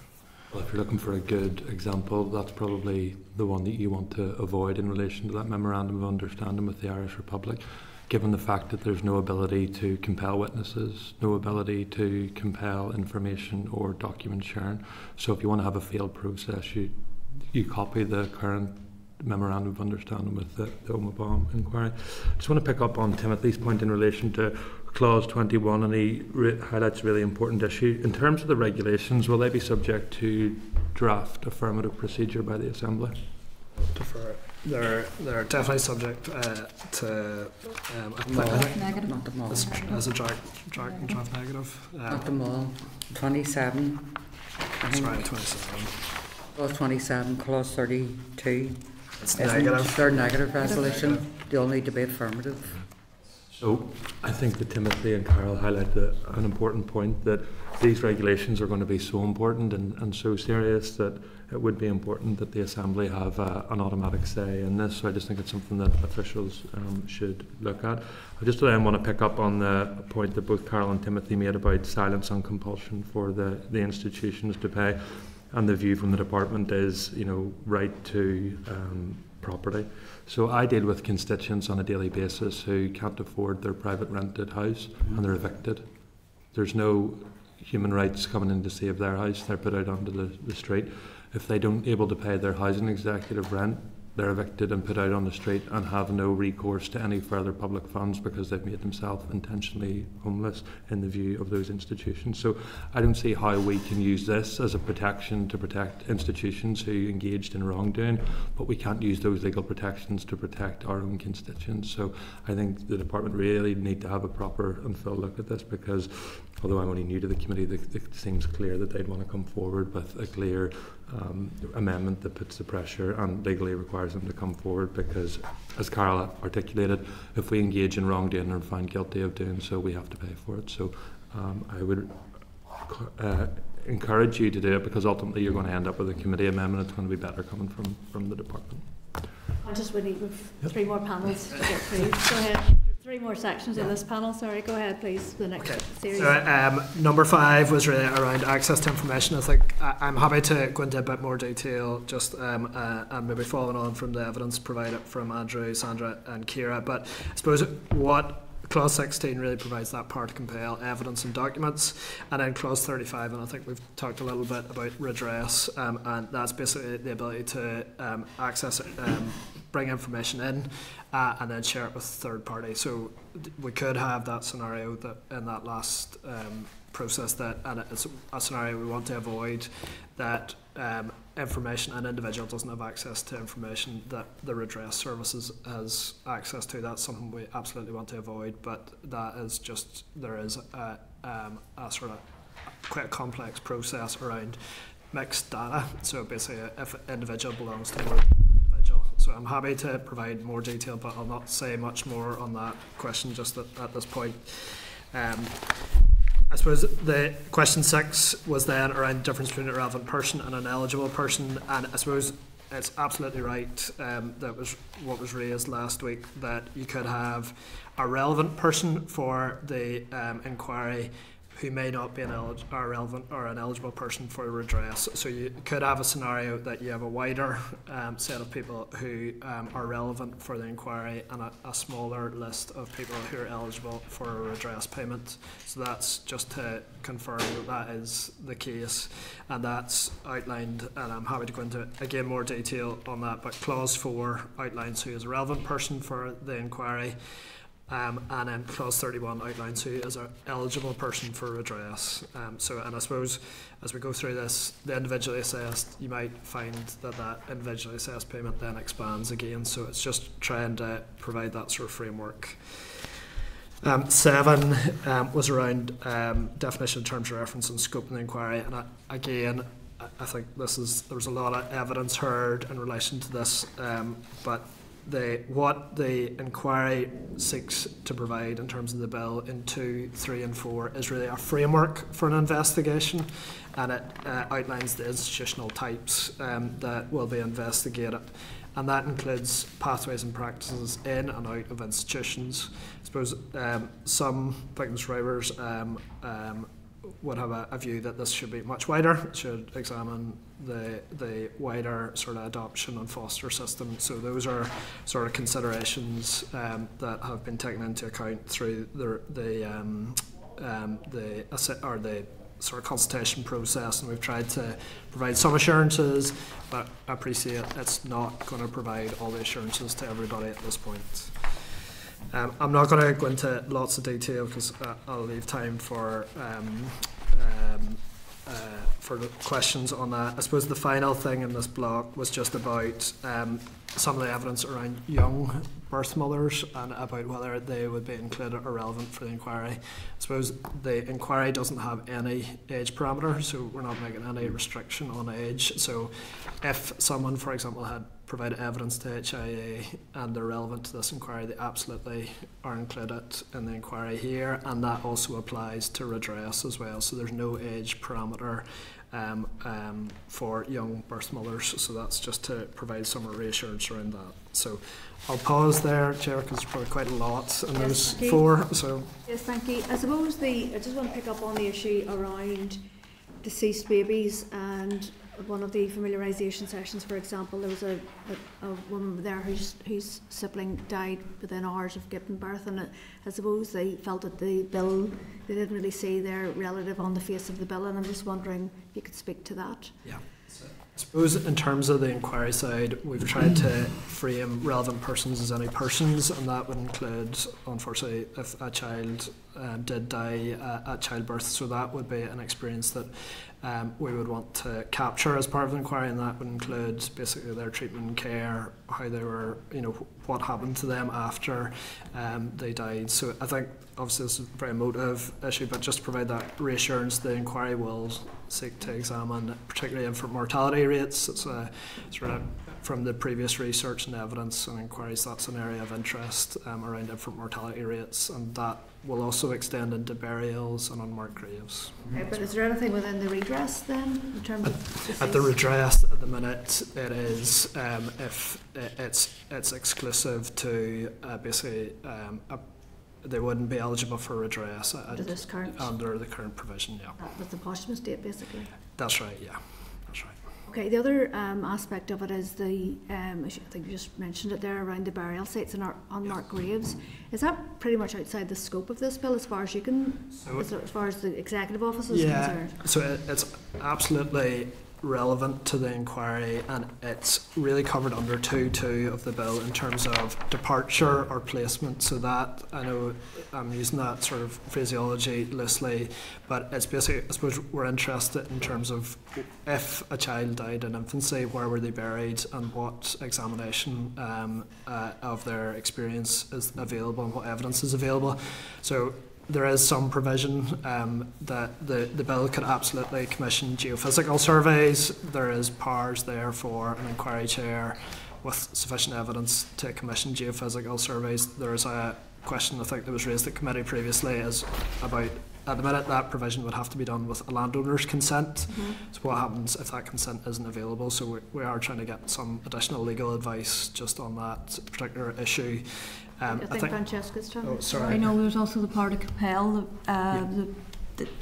obviously the death and the burial record, so we could the inquiry will look to see how those match and how that there's maybe any disconnect between those, and if there is a disconnect, why is there a disconnect, and that'll bring that to the fore as well. So although it doesn't look like it's in the bill, it is sort of segued into the bill in that sense, so it can be covered. Maybe something for us to consider, maybe in terms of some amendment in terms of the wording or something.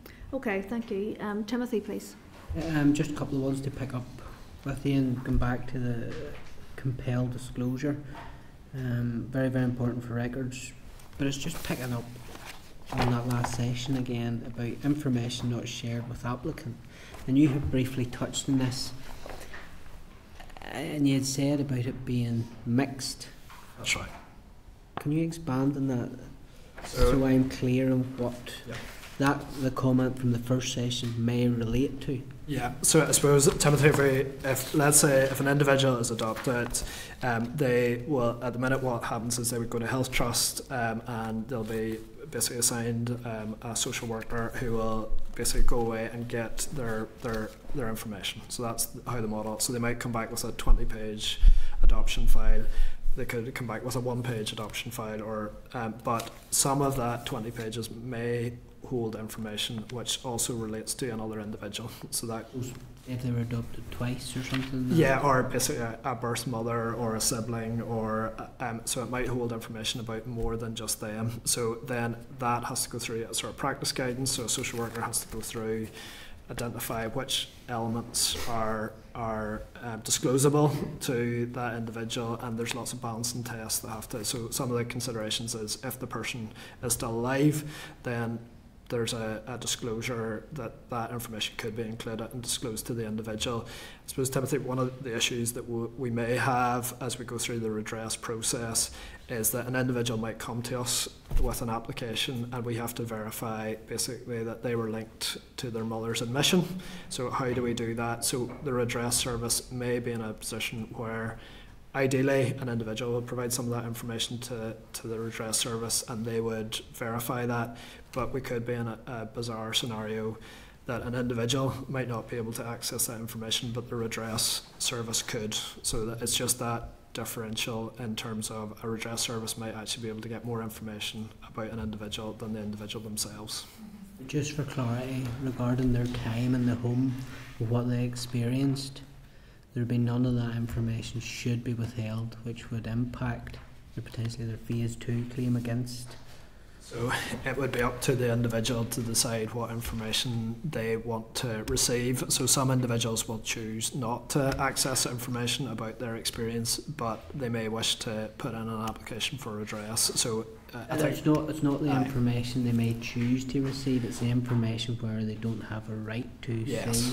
That's where my concern is. So if, I suppose, for the second stage, the individually assessed, Timothy, the basic principle would be if individuals have received information about their own personal circumstances, that can be used then in an individually assessed under a statement of experience model. But we don't know what the individually assessed scheme will look like at this point, but that would be, if that was to follow other processes, you would basically, individuals would receive that information and then that would form part of their statement of experience. My concern is that the individual doesn't get all their information. That is a risk. So that, how do they know what's in that information, whether it would be useful or not to phase 2? And I know we're still working out what phase 2 would be, but my concern is that there'll be information withheld from them which will make their case for phase 2 weaker. Yeah, that is a risk, Timothy. That is a possibility that an individual may not have all the information about their own circumstances in order to put in the best application possible under AAP. So some of the mitigations around that are around basically the practice guidance and how people access information, and there might be other options, legislative options, to support that as well. So I don't know, Elaine, have you? I think it's probably important to clarify that for the standardised payment, we don't want people to go away and gather a lot of information. That is not what is needed. But in order to put an application in, it's based on the mother's admission if they're not the mother. So for example, a birth certificate may be needed. They need to know who their birth mother is, and there's where the problems may arise, and to enable them to make an application they need that information. Now the redress service does have the power to compel, so in essence you could then be looking at something that the redress service may be able to get that person can't get necessarily, or can't get it quick enough. So it's about looking through what potential problems there could be with the power to compel versus what an individual has. So, there's just different things that need to be worked through. It's not that the redress service aren't going to have, it's not anticipated that the redress service will have reams and reams of information on a person that the person wouldn't have themselves. All the redress service are doing is verifying the admission. So obviously it'll be up to the president of the redress to determine what that information is, whether it's, a log of somebody being admitted or just confirmation from somewhere that they were admitted is up to the president. But the plan isn't that an individual has to go out and dig through a lot of information, try and get information. That for the standardised payment, that isn't the case. Now, when they're making their application for IAP, which we don't know an awful lot about, but it's going to be harm-based, the information that they want to gather to put in their IAP application is entirely up to themselves. But for the standardised payment, it's not expected that the redress service will have a lot of information that the individual wouldn't have. but it's just in case there are circumstances where that might be the case that we need to work through that before the scheme opens. But my concern is that Redress is able to get a lot more information than the person is. So then to be in the best position to put in, do you refer to it as IEP? IEP, yeah, individual. To put in their application for IEP, you know, there's information they're not entitled to. That's a potential risk, typically, that you could have individuals who there's maybe information that could be relevant for an IEP that they actually can't get access to. Redress, good. For redress, yeah. But the redress could, yeah, potentially. But as it stands in this legislation, the redress service are only going to be compelling the information they need for standardised payment. So if you're thinking ahead to the individually assessed payment legislation, if that had the same power to compel, then yes, we are in that situation. But at the minute, it's not. It's obviously we're working through if there are any issues in terms of information the redress service could get that an individual couldn't get, but because it's designed to be a straightforward process, there shouldn't be a huge area of risk there. Okay, I'm just conscious of time. Carol, please. So going back to restrictions, so go back to clause 15 to clauses 16. So my concern is that the use of public immunity, and so just to be clear, I have no issue if someone's coming forward as a whistleblower. Yeah. They need to be protected, but I have an issue with institutions being protected. I think that's grossly unfair, and I understand, just looking at this, that this is from the 2005 Inquiries Act. That's right. So I accept it was done in good faith, yeah, again, but I do not want to give anyone the ability, because I think the people, as part of their redress, they need to see and they need to hear. So that's one thing. And are the department considering the amendments that I've asked before? And then the other aspect is, so it says that the chair has the ability to decide information or published information on clause 17. So it becomes a bit garbled for me. So see, when it comes to published information, yep, and particularly if it's in relation to redress payments, or if you go further, how are they going to get that if it's not clearly laid out? Because to be frank, I imagine people looking at this, the EFM, yeah, would even have difficulty trying to find a way through all this. Yeah, I think I'm not sure if that's that references an assimilated obligation, which is not the most accessible at times. I don't even know what that means, exactly. Martin. Well, so I suppose that sort of well, it's really around retained EU law. But I'm happy. I think the principle that you're making is that 17.2, in particular, so 17.2 is basically a public interest. 15 and 17. 15. So 15, I suppose, what the 16, 17. Yeah, the 15 in lots of ways is about as much to protect sort of victims, survivors, and confidentiality. That. So it provides basically 15 is really about protection of if information that has been provided in confidence by particularly victims, survivors. Public inquiries generate. This is restriction orders are used. That's what that clause 15 is there and aim to do. Can I give you an example? So in the south, a woman didn't know she had a twin brother. Yes. But Tusla had that information. Yeah. And then the Irish government sealed the records. Yes. And I can't get access to them. Yeah. So, and her twin brother died. Yeah. So she found that out incidentally, yeah, or accidentally.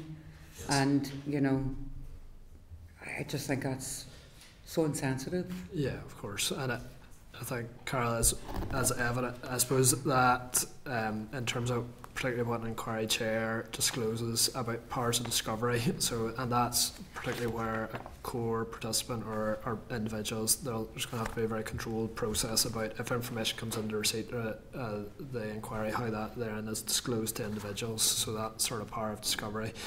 I think, Carol, on 17.2 about public interest immunity, we've taken more advice on that, so I don't have a final sort of view. We've tried to look at where it's been used in other inquiries, so it's pretty limited in what we've seen to date.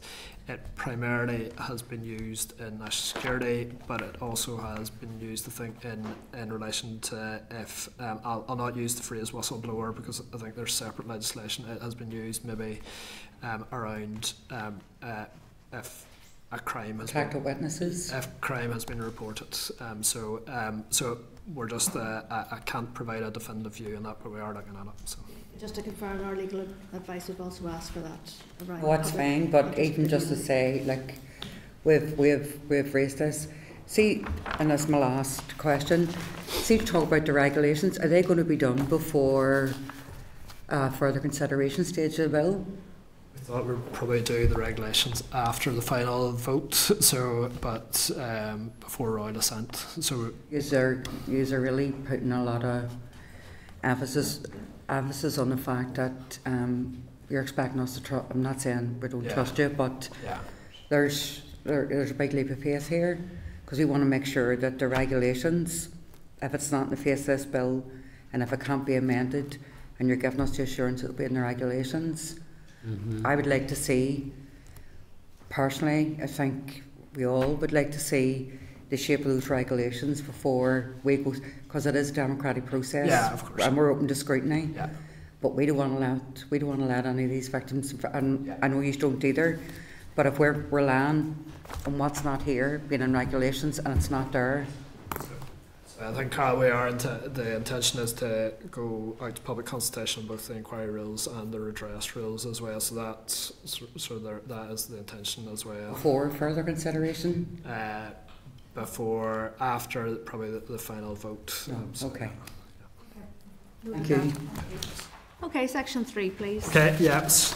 So look, I think 9 was really around clause 31 in general, and I'm not going to go through all of that, but it's basically posthumous claims and eligibility, and I'm happy to take individual sort of queries on that, but I suppose just to reiterate around the posthumous claim, and we've tried to, and we acknowledge that this is obviously one of the most sensitive areas of the bill, and you've heard lots of feedback on the posthumous date, and we've heard similar feedback as well. So I suppose just to reiterate what the posthumous payment is tied to, so it is tied to that basis of expectation at when an expectation of redress was created. So through the public consultation, it was November 21 was the sort of most obvious date, and through the consultation it was moved back 10 years. We've looked at lots of other schemes. I suppose this is a gender-based scheme. It's trying to provide redress to people, women and girls who were admitted into this institution or institutions. The only two international comparisons that we have really are the Republic of Ireland, who had a different approach. They basically provided redress, yes, to people admitted. Children over under 6 months were excluded from that process, and their posthumous date was January 21. And then the only other one is really a scheme in Victoria in Australia, and they had provided us £15,000 or equivalent of £15,000 payment to birth mothers, didn't include children, didn't accept posthumous claims. So that's just contextualising. I suppose we've tried to develop a system that provides as inclusive and as many people to receive redress as possible. So, I'm not going to sort of work through all of the questions because I'm sure there will be questions just on that. I think the children maintenance just aspect of 31 was just really about that private patients experience, particularly in Thorndale and Malone Place. So it's specific to Thorndale and Malone Place, that sort of private patients element. And I suppose I think we've covered question 10, which really the network of institutions. So just in the interest of time, I think that was covered in question 1.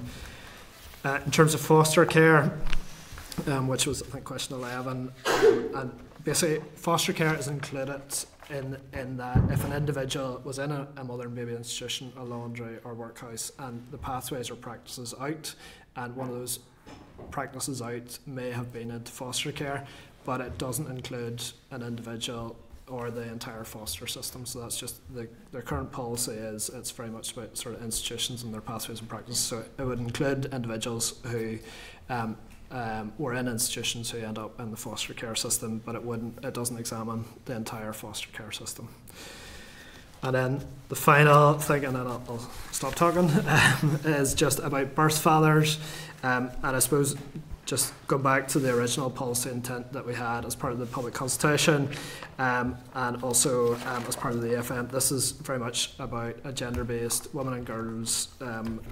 These institutions didn't exist for men, so and absolutely understand sort of that sort of parental loss for birth fathers in many cases was the same, but this is very much focused on that sort of gender-based admission to mother and baby institutions and laundries and workhouses. So I think that's sort of the key sort of considerations around birth fathers.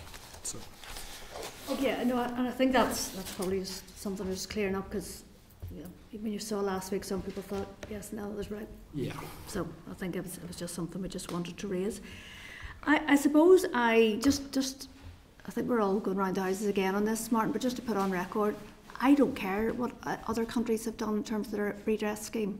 We have had 10,000 women plus go through these institutions. That's right. Have lived with the shame and stigma around this. I think we need to develop something that fully recognises all the women and the children, adult adoptees who've gone through these institutions. So I understand that, and the paper I think you sent last week indicated that there had been some inspections in the 1960s or something.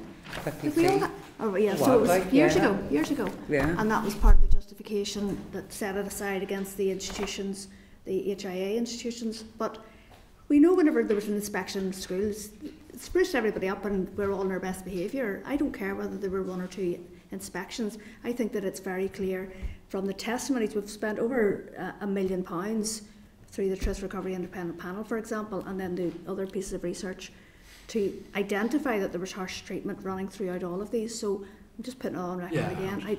I don't care what dates other people, what rationale they had, but I think that we will be, I'll certainly be pushing for the posthumous date to be pushed right back so that we don't cut anybody out of this process.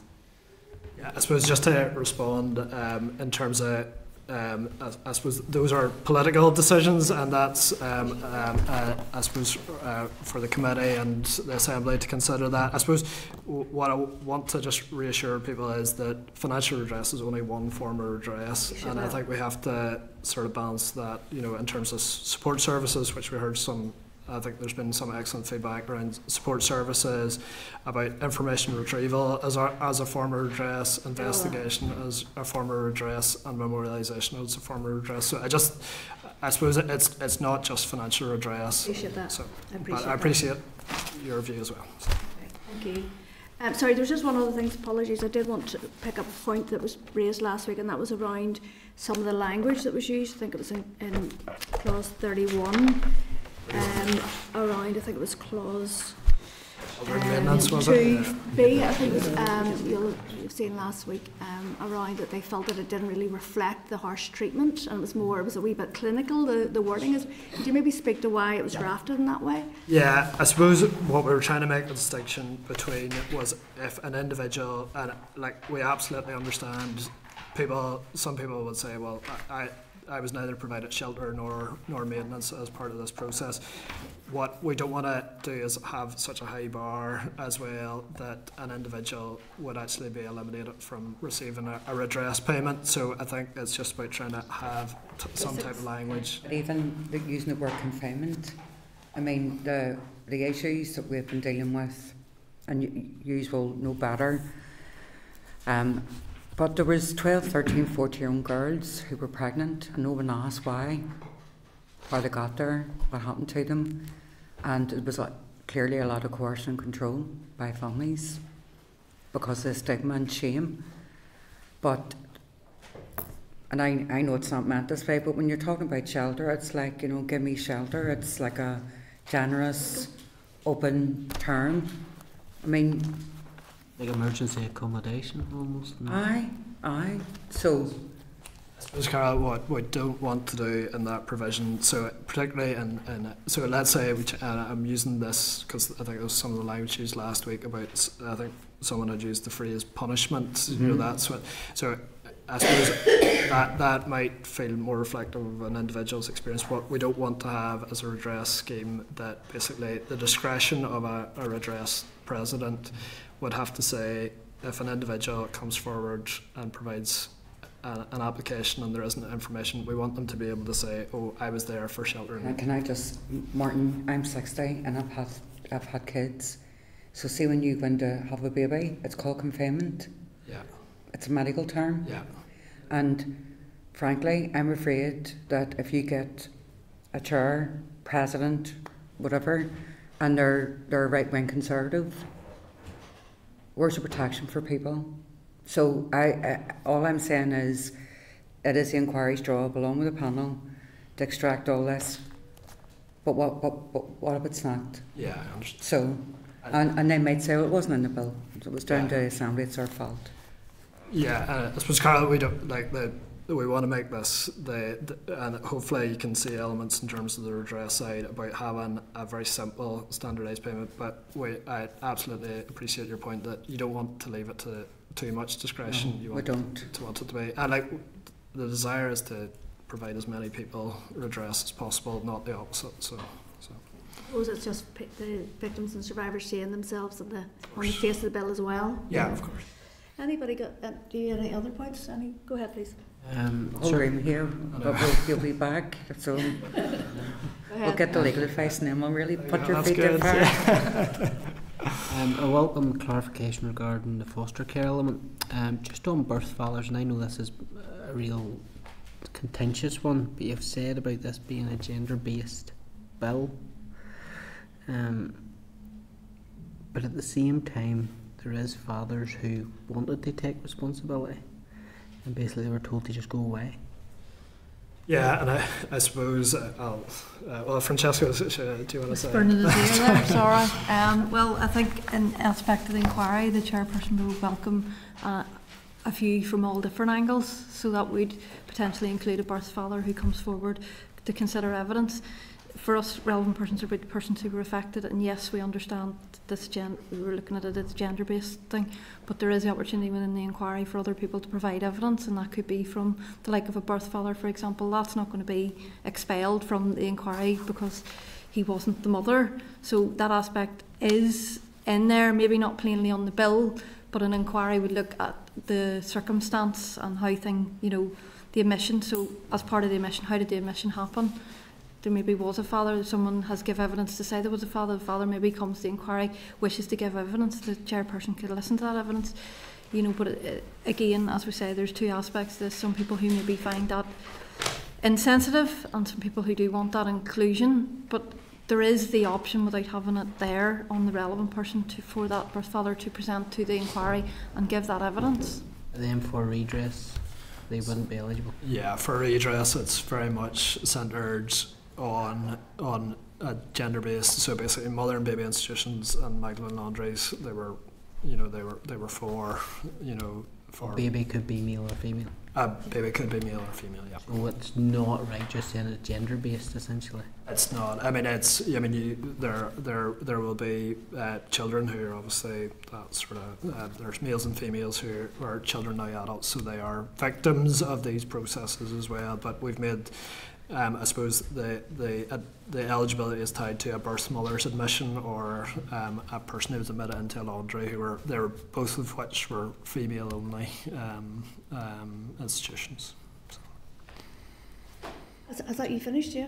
Okay, I just wanted to pick up on the letter that was shared with us around the Truth Recovery Independent Panel and the information that there's going to be this extension until the report being published in March 2026. Obviously we would have preferred if this had aligned with our scrutiny process, but in the letter, in one of your papers it had said that £1 million approximately had been spent to June 2025. How much money has been allocated now for this to be extended?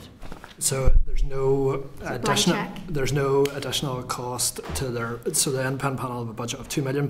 So there'll be no additional cost over the £2 million. I don't know what the final outturn will be, but it is up to £2 million. It is a time extension rather than a cost extension. Okay. But and so, as we were mentioning earlier, obviously there was that extra money that was allocated for marketing, and it obviously has proved successful. And people come forward with their testimony, so I'm not going to be churlish about that. But I am conscious that we are going to be spending £5, £6, £7 million on the public inquiry, and I just want to know: have you thought about the sort of technicalities of how the sort of these testimonies, etc., are going to filter in? Because if everything's written, you know what I mean? Yes. How will they interface with people giving oral testimonies? Sorry, can we just pause that wee question a wee second? Sorry. I'm sure it's hard listening in here. It's pretty harder listening online. This is quite regular or something. It's like literally. You know when they're going to come through the wall? I know. Through the wall.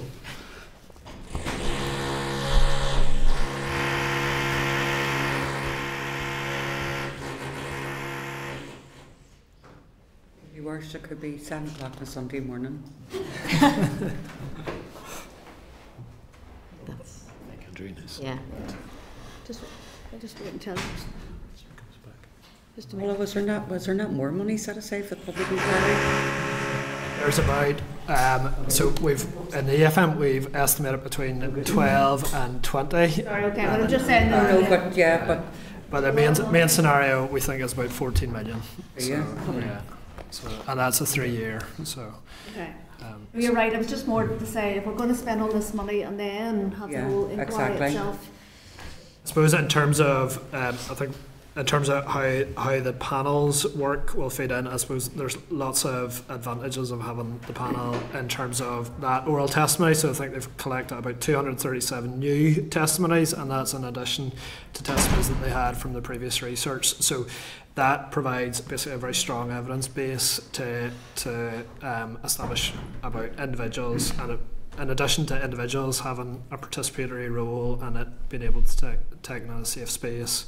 That information provides a bedrock then for the inquiry, so that's a sort of a direct advantage for the inquiry. But also the archival records, so PRONE, and they've I think digitised over 5,500 records. So all of those records are now available for both the panel and the inquiry as well. So. Okay.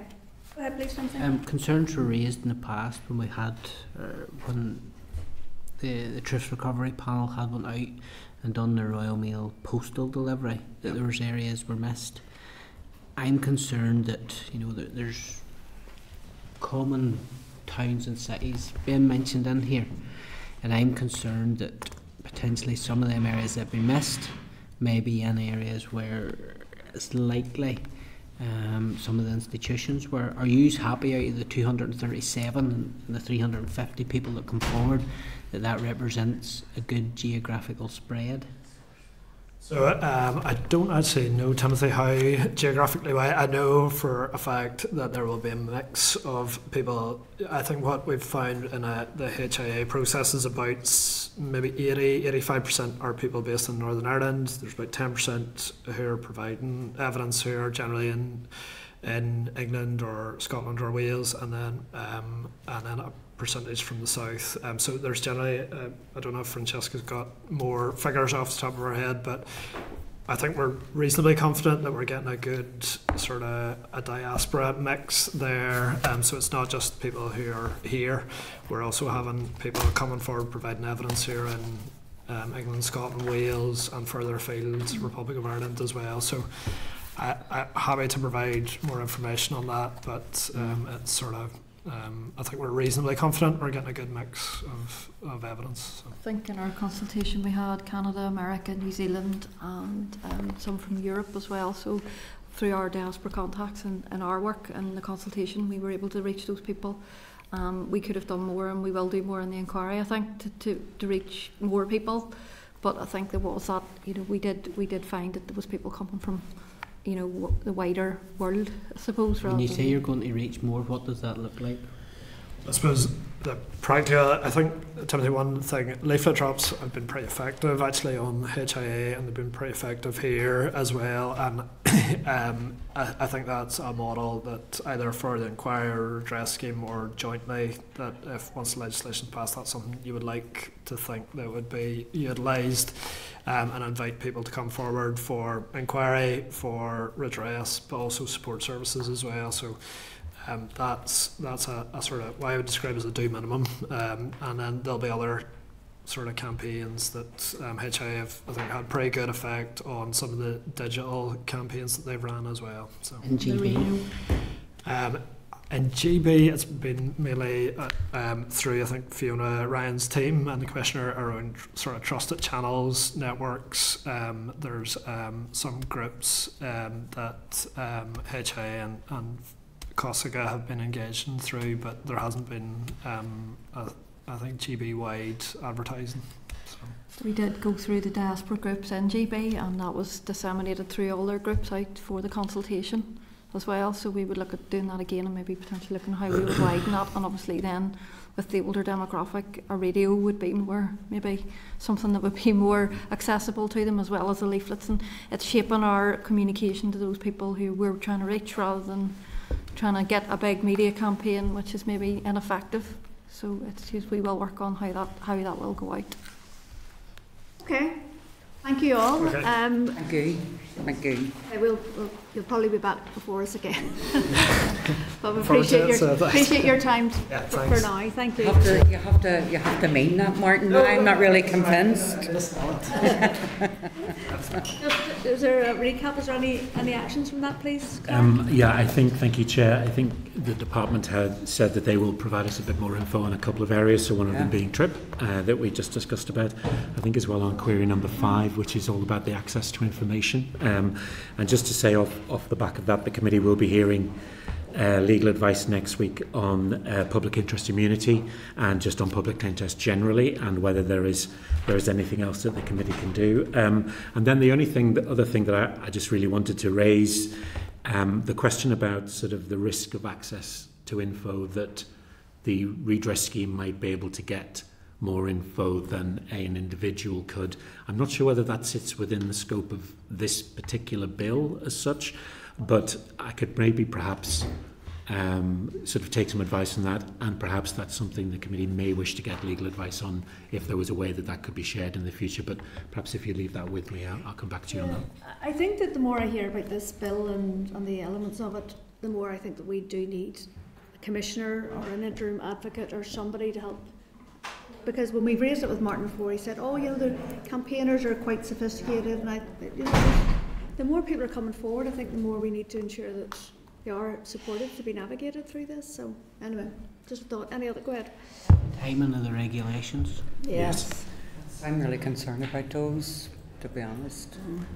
And again, Chair, our next session with the examiner statutory rules, I know that's something that will be brought up in a few minutes' time. And it's normal that is it normal that regulations are published after a bill has passed? Perhaps that's a question we can ask. Angela? Yes. Okay. I wouldn't be able to give you a definitive answer on that. She right, will. Okay. And then just finally, sorry, Chair, we had asked the department previously if they could produce some sort of easy read guide for the bill itself, and that isn't the explanatory memorandum, because I think there are parts of the explanatory memorandum that are actually quite difficult to read. I wonder if the committee might be minded to go back to find out about that, because again, it came up today about not an understanding of some of the language, so we could chase that up if the committee are happy to do that. Yep. Okay. I want to set Timothy off, but there's also stuff here. There's also stuff here about EU regulations and that, that retained. Like what does that mean for people who are reading it? I know. Okay, members, are we in agreement that we'll take a 5-minute comfort break and resume 5 minutes? Okay. Okay. Thank you, members. We're just back in open session now. Just to recap for those watching online, we have had a session with the Examiner Statutory Rules in relation to the Inquiry and Redress Bill, and then we've had an informal discussion around the draft report into our Inquiry into Gaps in Equality legislation, and a decision was taken that, a discussion was had around deferring sign-off or public session agreement around the report until we've had our evidence session with the Equality Commission, which is scheduled for the 3rd of December. Are we in agreement that we will defer final discussion on the report until we've had the Equality Commission? Okay, I'm seeing nods online as well there. Okay, is there anything else there, Clark? No, I think we can just move on now to... Okay, so members, you'll be glad to hear correspondence this week is a lot lighter than previous weeks, so I'm going to refer you to pages 302 to 305 of your pack for the summary of committee correspondence, and I would just want to advise your draw your attention to one item, and then I'll hand over to the clerk, and that is the Committee for Finance has written